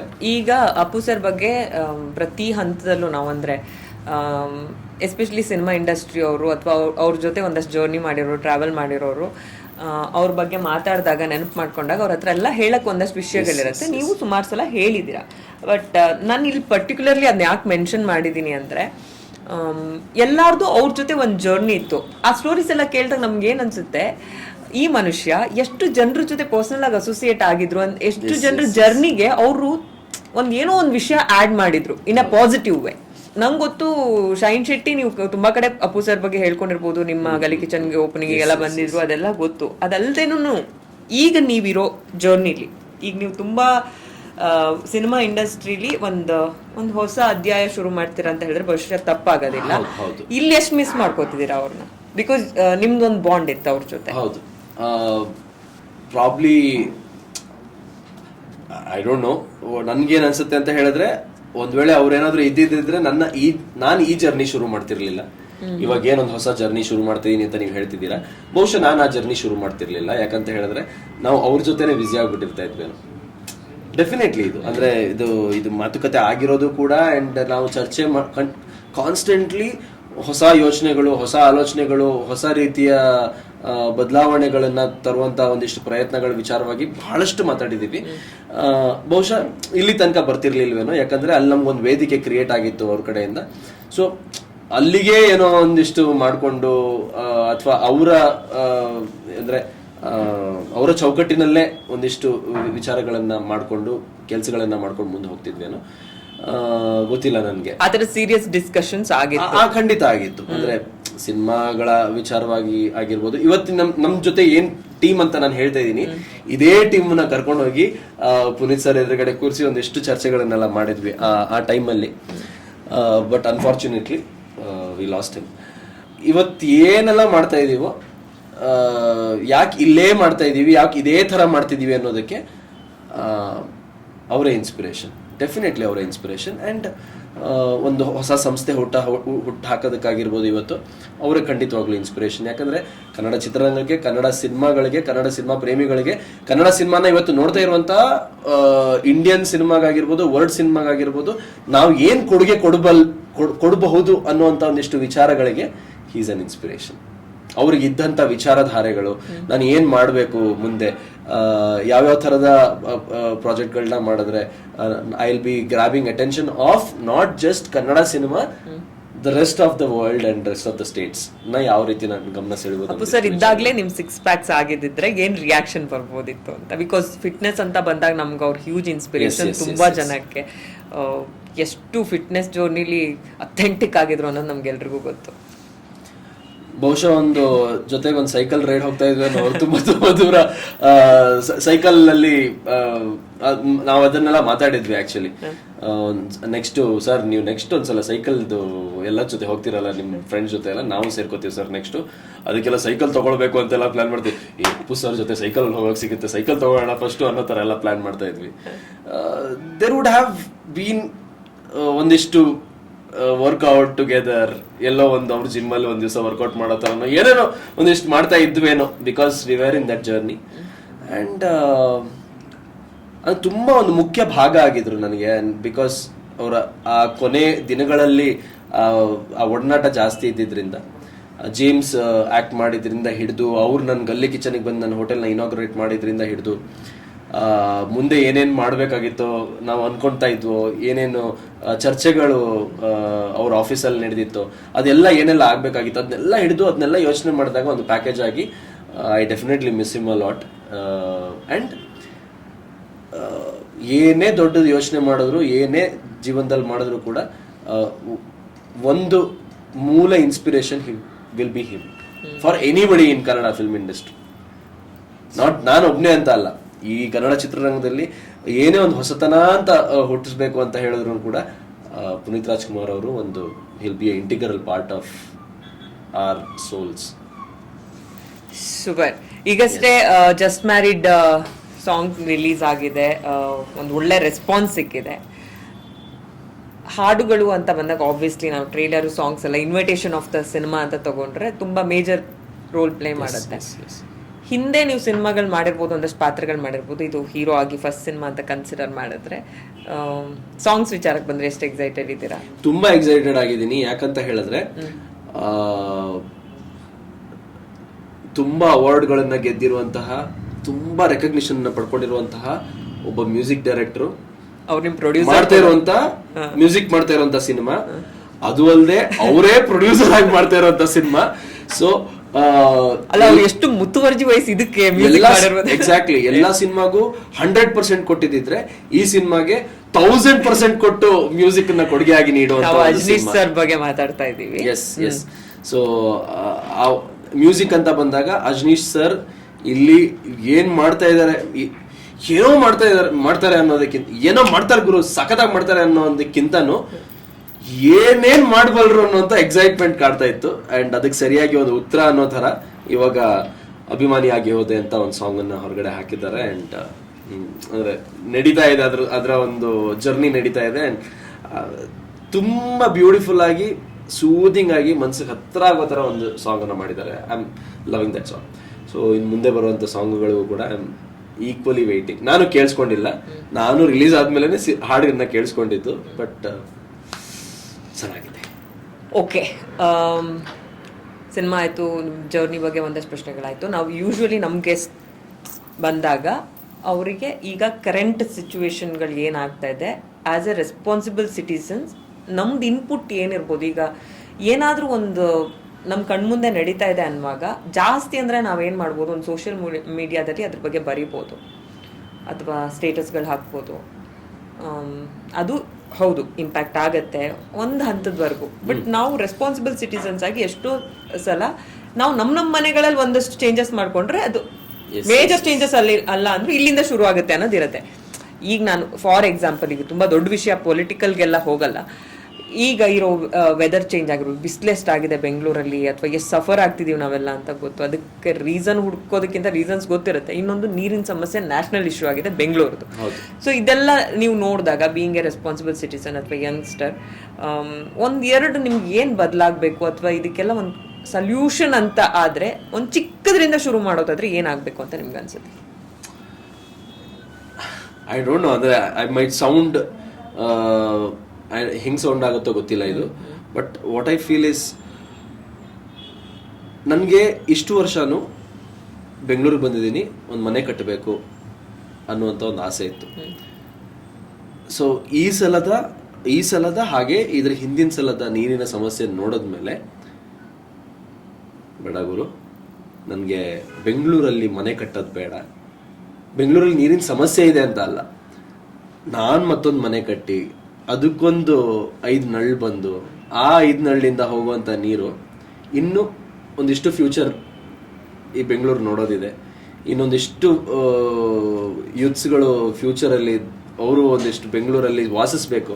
ಸೊ ಅದೆಲ್ಲ ನೋಡಿದಾಗ, ಕನ್ಸಿಡರ್ ಮಾಡಿದಾಗ, ಇಲ್ಲಿ ತನಕ ಏನು ಇನ್ಫ್ರಾಸ್ಟ್ರಕ್ಚರ್ ವೈಸ್ ಡೆವಲಪ್ಮೆಂಟ್ ಆಗಿದೆ, ಸೊ ಅಷ್ಟರಲ್ಲೇ ಇದ್ಬಿಡೋಣ. ಬಾಡಿಗೆ, ಲೀಸು, ಇರೋ ಮನೆನ ಪರ್ಚೇಸ್ ಮಾಡೋಣ, ಇರೋ ಮನೆನ ಒಡೆದು ಬಿಟ್ಟು ಕಟ್ಟೋದ, ಓಕೆ. ಬಟ್ ಇನ್ನೂ construction at the end of the day the whole process ನಿಮ್ದು ಗ್ರೀನರಿನ ಕಟ್ ಮಾಡ್ತಾನೆ ಹೋಗುತ್ತೆ. Garden city exactly. So garden city ಯಾವುದು, ಸಿಮೆಂಟ್ ಅಂತ ಗಾರ್ಡನ್ ನೋಡೋ ತರ ಆಗಿದೆ ಇವತ್ತಿಗೆ. So there are no greens. ಇವತ್ತಿಗೆ ನಾನು ಬೆಂಗಳೂರು ನೋಡಿದ್ರೆ, Bengaluru temperature is somewhere around ಎಷ್ಟು 40ಗೆ ರೀಚ್ ಆಗಿದೆ ಅಂತ ಏನೋ ಕೇಳ್ದಂಗಾಯ್ತು. ಅದೇ ನಾನು ಅನ್ಕೋತಾ ಇದ್ದೆ, ಅಯ್ಯೋ ಊರಿಗೆ ಬೇಡಪ್ಪ, ಊರಲ್ಲಿ ಸಿಕ್ಕಾಪಟ್ಟೆ ಶಕೆ ಬೆವರುತ್ತೆ ಅದು ಇದು ಅಂತ ಅನ್ಕೊಂಡ್ರೆ, ಕುಂದಾಪುರದಲ್ಲಿ ಇಟ್ಸ್ 35 ಅಲ್ಲಿ 40 ಅಲ್ಲಿ, ಅದು ಬೆಂಗಳೂರಲ್ಲಿ 40. ಹೌ? ಅಂಡ್ ರೀಸನ್ ಏನು? ನಾವೇ ಮಾಡ್ಕೊಂಡಿರೋ. ಎಕ್ಸಾಕ್ಟ್ಲಿ. ಸೊ ಆದಷ್ಟು ಮತ್ತೆ ಜಾಗ ತಗೊಳ್ಳಿ, ಅದೇನೋ ಇನ್ವೆಸ್ಟ್ಮೆಂಟ್ ಮಾಡಿ ಮತ್ತೇನೋ ಸೇಲ್ ಮಾಡಿ ಅದೇನೋ ಮಾಡೋಕ್ಕಾಗತ್ತಾ, ಕೃಷಿ ಮಾಡೋಕ್ಕಾಗತ್ತಾ, ಏನೋ ಒಂದು ಯೋಚನೆ ಮಾಡಿ. ಬಟ್ ಐ ಥಿಂಕ್ ಇನ್ನೂ ಜಾಸ್ತಿ ಕಾಂಕ್ರೀಟೀಕರಣ ಆಗಬಾರ್ದು ಅನ್ನೋದು ಈಗ ನೀವು ಕೇಳಿದಾಗ ಇನ್ಸ್ಟೆಂಟ್ ಆಗಿ ನನ್ನ ಮನಸ್ಸಿಗೆ ಬಂದಂಥ ಉತ್ತರ ಇದು. ನಾನು ಇದೇನು ಯೋಚನೆ ಮಾಡಿಲ್ಲ, ಮನೆಗಳು ಕಟ್ಟಬಾರ್ದು ಅಂತ ಯೋಚನೆ ಮಾಡಿಲ್ಲ. ಬಟ್ ನನಗೆ ಪರ್ಸ್ನಲಿ ಇದೆಲ್ಲ ಸಮಸ್ಯೆಗಳನ್ನ ನಾನು ಕನ್ಸಿಡರ್ ಮಾಡಿದಾಗ, ನಾನು ಎಲ್ಲೋ ಹೋಗಿ ಮನೆ ಕಟ್ಟೋದು ಅದೆಲ್ಲ ಬೇಡಪ್ಪ, ಇವಾಗ ಕಟ್ಟಿರೋದೇ ಸಾಕು ಅಂತ ನನ್ಗೆ ಅನಿಸ್ತು. I think this is one step that we can major step ಇದು ಕರೆಕ್ಟ್. ಎಲ್ಲರಿಗೂ ದುಡ್ಡು ಅದಕ್ಕೆ ನಾನು ಕೇಳ್ತಾ ಇರೋದು, ಈಗ ನಾವೇನೋ ಇಲ್ಲಿ ಕುತ್ಕೊಂಡು ಮಾತಾಡಿದ ತಕ್ಷಣ ದಿಸ್ ಇಸ್ ನನ್ನ ಕಡೆ ನೀವೇನಾದ್ರು ಚೇಂಜ್ ಮಾಡ್ತೀರಾ ಅಂತ ಕೇಳಿದ್ರೆ ನಾನು ಇದನ್ನ ಮಾಡ್ತೀನಿ. ಫಾರ್ ಎಕ್ಸಾಂಪಲ್ ತುಂಬಾ ಚಿಕ್ಕದ್ ಹೇಳ್ಬೋದು, ನಾನು ತುಂಬಾ ನೀರ್ನ ಸೆನ್ಸಿಟಿವ್ ಆಗಿ ಯೂಸ್ ಮಾಡ್ತೀನಿ, ಅಥವಾ ನಾನು ಒಬ್ಬ responsible citizen. Everybody has different answers to it. ಆ ಚಿಕ್ಕ ಚಿಕ್ಕ ವಿಷಯಗಳೇ ಆಡ್ ಮಾಡ್ತಾ ಹೋಗುತ್ತೆ. ಇನ್ನೊಂದಷ್ಟು ಡಿಸ್ಕಷನ್ಸ್ ಇರುತ್ತೆ. ನಾನಿಲ್ಲೇನೋ ನಾನು ಒಬ್ಬ ಮಾಡ್ಬಿಟ್ರೆ ಆಗ್ಬಿಡುತ್ತಾ, ಅಲ್ಲಿಂದಾನೇ ಶುರು ಆಗದ ಆ ಥಾಟ್ ಅನ್ನೋದು. ನನ್ಗೆ ಈ ವರ್ಷನೇ ಅನ್ಸಿದ್ದು, ಅಯ್ಯೋ AC ಬೇಕಾಗ್ಬಿಡುತ್ತಾ, ಇನ್ನು ನಾವು ಮನೆಗೆಲ್ಲ AC ಹಾಕ್ಸಿಲ್ಲ, ಯಾಕಂದ್ರೆ ಬೆಂಗಳೂರಲ್ಲಿ AC ಅವಶ್ಯಕತೆ ಏನಿದೆ ಅಂತ ಹಾಕ್ಸಿಲ್ಲ. ನಾನು ಇನ್ನೂ ಹಾಕ್ಸಿಲ್ಲ. ಬಟ್ ಈಗ ಇನ್ನು ಹೆಂಗಾಗುತ್ತೆ, ಇನ್ನೊಂದು ತಿಂಗಳು ಹಿಂಗೆ ಆಗ್ಬಿಟ್ರೆ ಹಾಕ್ಸ್ಲೇಬೇಕಾಗತ್ತೆ ಪರಿಸ್ಥಿತಿ. ಅದಾದ ನಂತರ ನೆಕ್ಸ್ಟ್ ಇಯರ್ಗಂತೂ ಬೇಕೇ ಬೇಕು ಅನ್ನೋ ತರ ಆಗ್ಬಿಟ್ಟಿದೆ ಇವಾಗ. ಯಾಕಂದ್ರೆ ಗ್ರಾಜುವಲಿ ಗ್ರೋತ್ ಆಗ್ತಾ ಇದೆ ಆ ಟೆಂಪರೇಚರ್, ಅಂದ್ರೆ ಗ್ಲೋಬಲ್ ವಾರ್ಮಿಂಗ್ ಎಫೆಕ್ಟ್. ನಾವು ಕರೆಕ್ಟ್ ಆಗಿ ಪ್ರತಿ ವರ್ಷದಿಂದ ವರ್ಷಕ್ಕೆ ಮಳೆ ಕಮ್ಮಿ ಆಗ್ತಾ ಇರೋದು, ನೀರು ಕಮ್ಮಿ ಆಗ್ತಾ ಇರೋದು, ಪ್ರತಿಯೊಂದು ನೋಡ್ತಾ ಇದೀವಿ. ಶೆಕೆಗಾಲ ಜಾಸ್ತಿ ಇರೋದು, ಕಾಲ ಸರಿ ಇಲ್ಲದೆ ಇರೋದು, ವಿಂಟರ್ ಇಲ್ಲ, ಸಮ್ಮರ್ ಇಲ್ಲ, ರೈನಿ ಸೀಸನ್ಗೆ ರೈನ್ ಇಲ್ಲ, ಈ ತರ ಆಗ್ತಾ ಇರೋದು ನೋಡ್ತಾ ಇದೀವಿ. ನೆಕ್ಸ್ಟ್ ಇಯರ್ ಇನ್ನು it will get worse. So ನಾವು ಹೇಳ್ತಿದ್ವಿ, ಬೆಂಗಳೂರಲ್ಲಂತೂ ಯಾವುದೇ ಕಾರಣಕ್ಕೂ there was a time where people literally socks ಹಾಕೊಂಡು, ನಾನೊಂದು 5 ವರ್ಷ ಚಿಕ್ಕವನಿರ್ಬೇಕಾಗಿದ್ರಲ್ಲಿ ಸಾಕ್ಸ್ ಹಾಕೋತಾ ಇದ್ವಿ ಥ್ರೂ ಔಟ್ ದ ಇಯರ್, ಯಾಕಂದ್ರೆ ತಣ್ಣಗಿರೋದನ್ನೆಲ್ಲ ಅಂತ. ಯಾರು ಹಾಕೋತಾರೆ ಇವಾಗ ಸಾಕ್ಸು ಮನೆ ಒಳಗಡೆ? ಆ ಪದ್ಧತಿನೇ ಇಲ್ಲ ಇವಾಗ, ಅಲ್ಲಿ ರಿಕ್ವೈರ್ಮೆಂಟೇ ಇಲ್ಲ ಇವಾಗ. ಸೊ ಎಲ್ಲಿ ಒಂದು ಭಯ ಅಂದ್ರೆ, ಈಗ ದುಬೈಯಲ್ಲಿ ಹೆಂಗೆ ಬಸ್ ಸ್ಟ್ಯಾಂಡ್ಗೆ ನಡ್ಕೊಂಡು ಹೋಗೋ ಪಾತ್ಗಳಿಗೆ AC ಬೇಕು, ನಾಳೆ ಬೆಂಗಳೂರಿಗೂ ಅದೇ ತರ ಆಗ್ಬಿಡುತ್ತೇನೋ ಅಂತ ಒಂದು ಚಿಕ್ಕ ಭಯ ಇದೆ. ಸೊ ನಾನ್ ಹೇಳಿ ಅವೇರ್ನೆಸ್ ಹುಟ್ಟಿಸುವಂತ ಅವಶ್ಯಕತೆ ಇಲ್ಲ. ನಿಮ್ಗೆಲ್ಲರಿಗೂ ಗೊತ್ತು, ಸೋಷಿಯಲ್ ಮೀಡಿಯಾ ಇದೆ, ಯಾರ್ದಾರ್ದೋ ವಿಡಿಯೋ ನೋಡೋದಕ್ಕೆ, ಯಾರ್ದಾರ್ದೋ ಸ್ಟೇಟಸ್ ನೋಡೋದಕ್ಕೆ ಓದ್ತೀವಿ. ಬೆಂಗಳೂರಲ್ಲಿ ನೀರು ಸಮಸ್ಯೆ ಇದೆ, ಇದಕ್ಕೆ ಏನ್ ಮಾಡ್ಬೋದು ಅಂತ ಒಂದ್ಸಲ ಒತ್ತು ನೋಡಿ, ನಿಮ್ಗೆ ಆನ್ಸರ್ ಸಿಗುತ್ತೆ. ಇನ್ನೂ ಚೆನ್ನಾಗಿರೋ ಫೋಟೋಸ್ ಸಿಗುತ್ತೆ, ಚೆನ್ನಾಗಿರೋ ವಿಡಿಯೋಸ್ ಸಿಗುತ್ತೆ ಅದ್ರ ಬಗ್ಗೆ. ಅದನ್ನ ನೋಡಿ ತಿಳ್ಕೊಳ್ಳಿ. ಅಟ್ಲೀಸ್ಟ್ ಒಂದು 5 minutes ನೋಡಿದ್ರೆ, ನೀವು ಒಂದು ಗ್ಲಾನ್ಸ್ ಕೊಟ್ರೆ ಯಾವ ತರ ನಾನು ಗ್ರೌಂಡ್ ವಾಟರ್ ಲೆವೆಲ್ನ ಜಾಸ್ತಿ ಮಾಡೋದಕ್ಕೆ ಸಾಧ್ಯ, ನನ್ನ ಮನೆ ಮಾಡಿಂದ ಬರುವಂಥ ನೀರಿಂದನೇ ನಾನು ನನ್ನ ಗ್ರೌಂಡ್ ವಾಟರ್ ಲೆವೆಲ್ನ ಇನ್ಕ್ರೀಸ್ ಮಾಡಿಸ್ಕೊಳ್ಳೋದು ಹೆಂಗೆ, ಇದಕ್ಕೆಲ್ಲ ನಿಮ್ಮ ಮೆಥಡ್ ಸಿಗುತ್ತೆ. ಜಾಸ್ತಿ ಖರ್ಚಾಗಲ್ಲ, ನೀವೇ ಒಂದು 5 ಜನ ಸೇರ್ಕೊಂಡು ಅದನ್ನೆಲ್ಲ ಆ ವೇಸ್ಟ್ನ ಮಾಡ್ಬೋದು. ಅದನ್ನ ಮಾಡಿ ರೀಲ್ಸ್ ಮಾಡಿ ಹಾಕಿ ನೋಡೋಣ. Nice one. ನೀವು ಒಂದಷ್ಟು ಪೋಸ್ಟ್ಗಳು ಹಾಕಿದ್ರೆ ಸಖತ್ ವೈರಲ್ ಆಗುತ್ತೆ. ಫಾರ್ ಎಕ್ಸಾಂಪಲ್, ಮೊನ್ನೆ ಮರ್ಯಾದೆ ಪ್ರಶ್ನೆ ಪೋಸ್ಟ್ ತುಂಬಾ ಜನರ ಹತ್ರ ಮರ್ಯಾದೆ ಪ್ರಶ್ನೆ ಮೂವಿನ ಟೈಟಲ್ಗೋಸ್ಕರ ಸಖತ್ ಸ್ಟುಡಿಯೋ ಅವರು ಒಂದು ಡಿಫ್ರೆಂಟ್ ಕೈಂಡ್ ಆಫ್ ಪ್ರಮೋಷನ್ ಮಾಡಿಸಿದ್ರು. ತುಂಬಾ ಸೆಲೆಬ್ರಿಟೀಸ್ ಪೋಸ್ಟ್ ಹಾಕಿದ್ರು. ಬಟ್ ಶೈನ್ ಶೆಟ್ಟಿ ಪೋಸ್ಟ್ ಮಾತ್ರ ತುಂಬಾ ವೈರಲ್ ಆಯ್ತು. ನೀವು ಹಾಕಿದಕ್ಕೆ ವೈರಲ್ ಆಯ್ತಾ, ಅಥವಾ ಅದು ಹಾಕಿರೋ ಟೈಮಿಂಗ್ ಹಂಗಿತ್ತು ಅಂತೀರಾ, ಏನ್ ಹೇಳ್ತೀರಾ? ಇಲ್ಲ, ಹಾಕಿರೋ ಟೈಮಿಂಗ್ ಹಂಗಿತ್ತು. ಅಂದ್ರೆ ಎಲ್ಲರಿಗೂ ಗೊತ್ತಿರೋ ಹಂಗೆ ಫಸ್ಟ್ ಒಂದ್ ಪಾಯಿಂಟ್ ಎಲ್ಲರೂ ಕೇಳ್ತಾರೆ, ನಿಮ್ ಮದ್ವೆ ಯಾವಾಗ ಅಂತ. ಅವಾಗಷ್ಟೇ ಎಲ್ಲಾ ಕಡೆ ಒಂದು ಗಾಸಿಪ್ ಇತ್ತು. ನಂದು ದೀಪಿಕಾ ದಾಸ್ ಅವ್ರದ್ದು, ನಮ್ದು ಅವ್ರದ್ದು ಒಂದು ಗಾಸಿಪ್ ಇತ್ತು. ಅವ್ರು ಮದ್ವೆ ಆಗ್ಬಿಟ್ರು. ಅವ್ರ ಮದ್ವೆ ಆದ್ಮೇಲಂತೂ ಅಯ್ಯೋ ನಾನು ಎಲ್ಲೂ ಹೇಳಲಿಲ್ಲ, ನಾನು ಅವ್ರ ಮದ್ವೆ ಆಗ್ತೇನೆ, ನಾನು ಎಲ್ಲೂ ಹೇಳಿ, ಅಂದ್ರೆ ನನ್ನ ಅವರ ಸಂಬಂಧದ ಬಗ್ಗೆ. ಅವ್ರನ್ನ ಬಿಗ್ ಬಾಸ್ ಅಲ್ಲಿ ನೋಡಿರ್ತಾರೆ, ಅಂದ್ರೆ ಕಣ್ಣಲ್ಲೆಲ್ಲ ನೀರ್ ಹಾಕ್ಬಿಟ್ಟಿದ್ದಾರೆ ಕೆಲವರು. ತುಂಬಾ ಬೇಜಾರಾಯ್ತು, ಈ ತರ ಆಯ್ತು ಅಂತ. ತುಂಬಾ ಸಿಂಪಥೆಟಿಕ್ ಆದ್ರು ನನ್ ಬಗ್ಗೆ. ನಾನು ಥಂಬ್ನೇಲ್ಸ್ ಗಳು ನೋಡಿದ್ರ, ಯಪ್ಪ ಏನ್ ನಡೀತಾ ಇದೆ ಗುರು ಅಲ್ಲಿ, ಪಾಪ ಏನು ಇಲ್ಲ, ಆ ಹುಡುಗಿ ಎಲ್ಲೋ ಮದುವೆ ಆಗಿ ಅವರು ಸೆಟಲ್ ಆಗ್ತಿದ್ದಾರೆ. ಅವ್ರ ಪಾಡಕ್ ಪಾಪ ಅವ್ರ ಜೀವನ ಅವ್ರು ನಡ್ಸ್ಕೊಂಡು ಹೋಗ್ತಿದ್ದಾರೆ. ನಂಗೆ ಅಲ್ಲಿ ತನಕ ಏನು ಅಂತ ಮ್ಯಾಟರ್ ಆಗಿರ್ಲಿಲ್ಲ. ಅಂದ್ರೆ ಅಷ್ಟು ವರ್ಷಗಳ ಕಾಲ ತುಂಬಾ ಮಾತಾಡೋರು, ನಂದು ದೀಪಿಕಾ ಫೋಟೋ ಹಾಕಿದ್ರೆ ಏನೋ ಕಮೆಂಟ್ ಬರೋದು, ಇವರಿಬ್ರು ಮತ್ತೆ ಸಿಕ್ಕಿದಾರೆ, ಇವತ್ತು ಅಲ್ಲಿ ಸಿಕ್ಕಿದ್ರು, ಇಲ್ಲಿ ಸಿಕ್ಕಿದ್ರು, ಅದ್ ಮಾಡಿದ್ರು, ಇದ್ ಮಾಡಿದ್ರು ಅಂತೆಲ್ಲ ಬರೋದು. ಬಟ್ ಲೇಟೆಸ್ಟ್ ಅವ್ರು ಮದ್ವೆ ಆಗ್ಬೇಕಾದ್ರೂ ಬಿಟ್ಟಿಲ್ವಲ್ಲ ಇವ್ರು, ಅಲ್ಲೂ ಮಾತಾಡ್ತಾ ಇದಾರಲ್ಲ, ಶೈನ್ ಬಂದಿಲ್ಲ ಮದ್ವೆಗೆ, ನಾನು ಯಾವ್ದೋ ಕೆಲ್ಸದಲ್ಲಿ ನಾನು ಬಿಸಿ, ನಾನು ಹೋಗಿರ್ಲಿಲ್ಲ, ಬಟ್ ನಾನ್ ಬಂದಿಲ್ಲ ಮದ್ವೆಗೆ, ಬೇಜಾರ್ ಮಾಡ್ಕೊಂಡಿದ್ದಾನೇನೋ. ಸೊ ಅವ್ರವ್ರೇ ಅನ್ಕೋತಾ ಇದಾರಲ್ಲ. ಬಟ್ ಏನಾಗತ್ತೆ, ಕಾಲಕ್ರಮೇಣ ಒಂದು ಹುಡುಗಿ ಇನ್ನೊಬ್ರನ್ನ ಯಾರನ್ನೋ ಮದ್ವೆ ಆಗಿ ಅವ್ರು ಹೋದಾಗ ಅಲ್ಲಿ ಆ ಒಂದು ಗಾಸಿಪ್ಗಳಾಗಿರ್ಬೋದು, ಏನೇನೋ ಅವ್ರವ್ರೇ ಅನ್ಕೊಂಡು ಮಾತಾಡೋದಾಗಿರ್ಬೋದು, ಐ ಫೀಲ್ ಬಿಟ್ಬಿಡ್ಬೇಕು. ಯಾಕಂದ್ರೆ ಈಗ ಆ ಹುಡುಗಿ ಮಾತ್ರ ಅಲ್ಲ, ಆ ಹುಡುಗಿನ ಹೊಂದ್ಕೊಂಡಿರುವಂತ ಒಂದು ಕುಟುಂಬ ಇದೆ, ಆ ಹುಡುಗಿನ ಹೊಂದ್ಕೊಂಡಿರುವಂತ ಒಬ್ಬ ವ್ಯಕ್ತಿ ಇದ್ದಾನೆ. ಸೊ ಅವ್ರದ್ದು ಒಂದು ಚೆನ್ನಾಗಿರುವಂತ ಒಂದು ಬಾಂಡ್ ಕ್ರಿಯೇಟ್ ಆಗ್ತಿರುತ್ತೆ. This is a little disturbing ಯಾರಿಗಾದ್ರೂ. ಈಗ ನಾನೇ ಕೂಡ ನಾಳೆ ಮದ್ವೆ ಆಗಿ ನನ್ನ ಹುಡುಗಿ ಬಗ್ಗೆ ಅವ್ರದ್ದು ಯಾವ್ದೋ ಒಂದು ಗಾಸಿಪ್ ಬಗ್ಗೆ ಒಂದ್ಸಲ 2 ಸಲ ಓಕೆ, ಬಟ್ ಅದೇ ಕಂಟಿನ್ಯೂ. ಫಾರ್ ಎಕ್ಸಾಂಪಲ್, ಈಗ ಸೀರಿಯಲ್ ಸಿನಿಮಾದಲ್ಲೂ ಆಗತ್ತೆ, ಯಾವ್ದೋ ಒಂದ್ ಪೇರ್ನ ಜನ ತುಂಬಾ ಓವರ್ ಇಷ್ಟಪಟ್ಟಿರ್ತಾರೆ. ಅದು ಕಾಮನ್, ಅದು ನಮ್ಮ ಇಂಡಸ್ಟ್ರಿ ಅಂತ ಅಲ್ಲ, ಎಲ್ಲ ಇಂಡಸ್ಟ್ರಿಲೂ ಇದೆ. ಅವ್ರ ಪರ್ಸನಲ್ ಲೈಫ್ ಅಲ್ಲಿ ಇರೋ ಪಾರ್ಟ್ನರ್ನ ನೀವು ಟ್ರೋಲ್ ಮಾಡ್ತಾ ಹೋಗೋದು ಇದು ಜನರಲಿ ನಡೆಯುತ್ತೆ. I think that should be avoided. ನೀವು ಅವರು ಮದುವೆ ಆಗಿಲ್ಲ, ಅವ್ರವರೇ ಇನ್ನು ಕೆಲಸ ಮಾಡ್ತಾ ಇದ್ದಾರೆ, ಅವ್ರ ಪಾಡಿಗೆ ಸಿನಿಮಾದಲ್ಲಿ ಇದೆ, okay. But when once they are into something ಅಲ್ಲ, ಆ ಟಾಪಿಕ್ ಇಂದ ಹೊರಗಡೆ ಬಂದ್ಬಿಡ್ಬೇಕು ಆಡಿಯನ್ಸ್. ಬಟ್ ನಂಗೆ ಖುಷಿ ಆಗಿದ್ದು ಏನಂದ್ರೆ RJ ಪ್ರದೀಪ್ ಅವರು ಅದನ್ನ ತುಂಬಾ ಅವರು ರೈಟ್ ವೇ ಅಲ್ಲಿ ಒಂದು ಪಾಸಿಟಿವ್ ಪ್ರಮೋಷನ್ ಗೆ ಎಕ್ಸಾಕ್ಟ್ಲಿ ಒಂದು ಸಿನಿಮಾ ಒಂದು ಪ್ರಮೋಟ್ ಮಾಡುವಂತ ಒಂದು ಯೋಚನೆಯಲ್ಲಿದ್ದಾರೆ. ಇವಾಗ ಅದೇ ಸಮಯಕ್ಕೆ ಸರಿಯಾಗಿ ಈ ಟಾಪಿಕ್ ನಡೀತಾ ಇದೆ. We just channelised it. ನೀವು ಅವ್ರ ಜನರು ಕೇಳ್ತಾ ಇರುವಂತ ಪ್ರಶ್ನೆ, ನಾವು ಸಿನಿಮಾ ಬಗ್ಗೆ ಹೇಳ್ಬೇಕಾಗಿರುವಂತ ವಿಚಾರ, ಎರಡು ಹೋದಂಗಾಯ್ತು. ಅವ್ರದ್ದಾಯ್ತಂತೆ, ನಿಮ್ದು ಯಾವಾಗ ಮರ್ಯಾದೆ ಪ್ರಶ್ನೆ ಅಂತ ಬಿಟ್ವಿ. ಅದನ್ನ ಸರಿಯಾದ ಸಮಯಕ್ಕೆ ಅವರು ಅದನ್ನ ಬಳಸ್ಕೊಂಡ್ರು ಅಷ್ಟೇ. ಸೂಪರ್. ಹೆಂಗಿತ್ತು ಪಾಡ್ಕಾಸ್ಟ್? ಅಂದ್ರೆ ನಿಮ್ ಬಗ್ಗೆ ಹೇಳ್ಬೇಕು ಇವಾಗ. ನನ್ನ ಬಗ್ಗೆ ಅಲ್ಲ, ಓವರ್ ಕಾರ್ಯಕ್ರಮದ ಬಗ್ಗೆ ಒಳ್ಳೆ ಮೈಕ್ ಇಟ್ಟಿದ್ದಾರೆ, ಇದೆಲ್ಲ ಚೆನ್ನಾಗಿದೆ, ಒಳ್ಳೆ ಕಾಫಿ ಕೊಟ್ರು, ಚೆನ್ನಾಗಿದೆ, thank you. And Ankita Gowda ಅವ್ರ ಬಗ್ಗೆ ಹೇಳಲೇಬೇಕು. ಪಾಪ ಬೆಳಿಗ್ಗೆಯಿಂದ ತುಂಬಾ ಕೆಲ್ಸಗಳನ್ನ ಮಾಡ್ಕೊಂಡು ಬ್ಯುಸಿ ಇದ್ರ ಅಂತ ಕಾಣಿಸುತ್ತೆ ಅವರು. ಅದ್ರ ನಡುವೆನೂ ಈ ವೇದಿಕೆಗೆ ಬಂದು ಈ ಕಾರ್ಯಕ್ರಮ ನಡೆಸ್ಕೊಟ್ಟು ಕಾಯ್ತಾ ಇದ್ದಂತ ನನ್ನಂತ ಒಬ್ಬ ಕಲಾವಿದನ ಇಂಟರ್ವ್ಯೂ ತಗೊಂಡು, ಅಲ್ಲ ಇದು ನನ್ಗೆ ಅಪ್ರಿಶಿಯೇಟ್ ಮಾಡ್ದಂಗಿದ್ಯೋ ಅಥವಾ ಅಲ್ಲ, ಅರೆ ನಿಮ್ ಬಿಸಿನೆಸ್ ಬಗ್ಗೆ ನಾನು ಎಲ್ಲ ಜನರಿಗೆ ತಿಳಿಸ್ಕೊಡ್ತಾ ಇದ್ದೀನಿ. ಅಂಕಿತಾ ಮೇಡಮ್ ಎಷ್ಟು ಬ್ಯುಸಿ ಆಗಿದ್ದಾರೆ ಅವರ ಕ್ಷೇತ್ರದಲ್ಲಿ, ಆಕ್ಟಿಂಗು, ಜರ್ನಲಿಸಮ್, ಆಂಕರಿಂಗು, ಪ್ರೊಡಕ್ಷನ್ ಹೌಸಸ್, ಅಂದ್ರೆ ನೀವು ಏನೇನ್ ಕೆಲಸಗಳನ್ನ ಮಾಡ್ತಿದ್ದೀರಾ ಅದನ್ನೆಲ್ಲ. ಜವಾಬ್ದಾರಿಯುತ ಒಂದು ಹೆಣ್ಮಗಳು ಇಷ್ಟು ಜವಾಬ್ದಾರಿನ ನಿಮ್ಮ ಹೆಗಲ್ ಮೇಲೆ ಹೊತ್ಕೊಂಡು, ಹೆಗಲ್ ಮೇಲೆ ಜಾಗ ಸಾಕಾಗ್ದಾಗ ಅದನ್ನ ತಲೆ ಮೇಲೂ ಇಟ್ಕೊಂಡು ಈ ಭಾರನ ಹೊತ್ಕೊಂಡು ನನ್ನ ಬಗ್ಗೆ ಮಾತಾಡಿಸಿ, ನನ್ನ ಸಿನಿಮಾ ಬಗ್ಗೆ ಮಾತಾಡಿ, ಅಂಡ್ ಅದ್ರಲ್ಲಿ ಬರ್ತಾ ಇರುವಂತ ಹಾಡು ಬಗ್ಗೆ ಮಾತಾಡಿ, ತುಂಬಾ ಚೆನ್ನಾಗಿ ಒಂದಿಷ್ಟು ಪ್ರಶ್ನೆಗಳನ್ನೆಲ್ಲ ಮಾಡ್ಕೊಂಡ್ರಿ. ಚೀಟಿ ಆಗಿರ್ಬೋದು, ನೀವು ಕೇಳಿದಂತ ಪ್ರಶ್ನೆಗಳಾಗಿರ್ಬೋದು, ಎಲ್ಲ ತುಂಬಾ ಚೆನ್ನಾಗಿತ್ತು. And thank you so much. Very elegant podcast ಅಂತ ಅನ್ಸ್ತು ನನಗೆ. ಮದುವೆಗೆ ಬರ್ತೀನಲ್ಲ ಅವಾಗ ಖಂಡಿತವಾಗ್ಲೂ ಅದ್ರ ಬಗ್ಗೆ ಮಾತಾಡ. ಓ ಸಾರಿ, ಅದು ಮದುವೆ ಇನ್ವಿಟೇಷನ್ ಅಲ್ಲ, ಸಾರಿ ಅಲ್ಲಿ ಏನೋ ವೆಡ್ಸ್ ಅಂತ ಬರ್ದಂಗಿತ್ತು. ಅದು ಗಿಫ್ಟ್ಸ್, ವೆಡ್ಸ್ ಅಲ್ಲ, ಗಿಫ್ಟ್ಸ್. ಅಯ್ಯೋ ಸಾರಿ ಅಂಕಿತಾ ಅವ್ರೆ, ಅಯ್ಯಯ್ಯೋ. ಶೈನ್ ಶೆಟ್ಟಿ ಅವ್ರು ನಮ್ಗೊಂದು ಖುಷಿ ಆಗೋದು ಏನಂದ್ರೆ, you are always full of life. ಇದು ನಾನು ಸರ್ಕ್ಯಾಸ್ಟಿಕ್ ಆಗಿ ಹೇಳ್ತಾ ಇಲ್ಲ, ನಾನು ಕಾಂಪ್ಲಿಮೆಂಟೇ ಕೊಡ್ತಾ ಇರೋದು. ನೀವು ಹೇಳಿದ್ರಿ ನಾನು ಎಲ್ಲ ಫ್ರೆಂಡ್ಸು ಫ್ಯಾಮಿಲಿನೆಲ್ಲ ಒಟ್ಟಿಗೆ ತೊಗೊಂಡು ಹೋಗೋಕೆ ಇಷ್ಟಪಡ್ತೀನಿ, ಜೊತೆಲಿರ್ತೀನಿ, ಯಾವಾಗಲೂ ಒಂದು ಗ್ಯಾಂಗಲ್ಲಿ ಇರ್ತೀನಿ, ಗ್ರೂಪಲ್ಲಿ ಇರ್ತೀನಿ. ನಾವು ಅಬ್ಸರ್ವ್ ಮಾಡಿರೋದು ಏನಂದ್ರೆ, ನಗ್ತಾ ಜೊತೆಲಿರೋನು ನಗಿಸ್ತಾ ಅಥವಾ ಒಂದಷ್ಟು ಕೆಲ್ಸಗಳ ಕಡೆನೂ ತುಂಬಾ ಸೀರಿಯಸ್ ಆಗಿ ಕಾನ್ಸಂಟ್ರೇಟ್ ಮಾಡಿದ್ರು ಲೈಫಲ್ಲಿ ಏನ್ ಗೊತ್ತಾ, ಒಂದು ಖುಷಿಯಾಗಿರ್ಬೇಕು. ತುಂಬಾ ಸೀರಿಯಸ್ ನೋಟು ಯಾವ್ದಕ್ಕೆ ಯೋಚನೆ ಮಾಡ್ಬೇಕು ಅದಕ್ಕೆ ಮಾತ್ರ ಯೋಚನೆ ಮಾಡ್ಬೇಕು. ಅದರ್ವೈಸ್ ಒಂದು ಫನ್ ಫೀಲ್ಡ್ ಆಗಿದ್ರೆ ಚೆನ್ನಾಗಿರುತ್ತೆ ಅನ್ನೋಂಥ ಒಂದು ಕಾನ್ಸೆಪ್ಟ್ ಇಟ್ಕೊಂಡು ಮುಂದೆ ಹೋಗ್ತಾ ಇದ್ರೆ ತುಂಬಾ ಒಳ್ಳೇದಾಗ್ಲಿ. ಜಸ್ಟ್ ಮ್ಯಾರಿಡ್ ಈಗ ಬಿಗಿನಿಂಗ್ ಅಷ್ಟೇ. ಈ ತರದ್ದು ಇನ್ನೂ 100 ಸಿನಿಮಾಗಳು ಲೀಡ್ ಆಗ್ಲಿ, ಒಬ್ಬ ಅದ್ಭುತ ಕಲಾವಿದನಾಗಿ ದೇಶಾದ್ಯಂತ ಹೆಸರು ಮಾಡೋ ಹಾಗಾಗ್ಲಿ ಅಂತ ವಿಶ್ ಮಾಡ್ತಾ ಇದೀನಿ. Thank you so much. Thank you.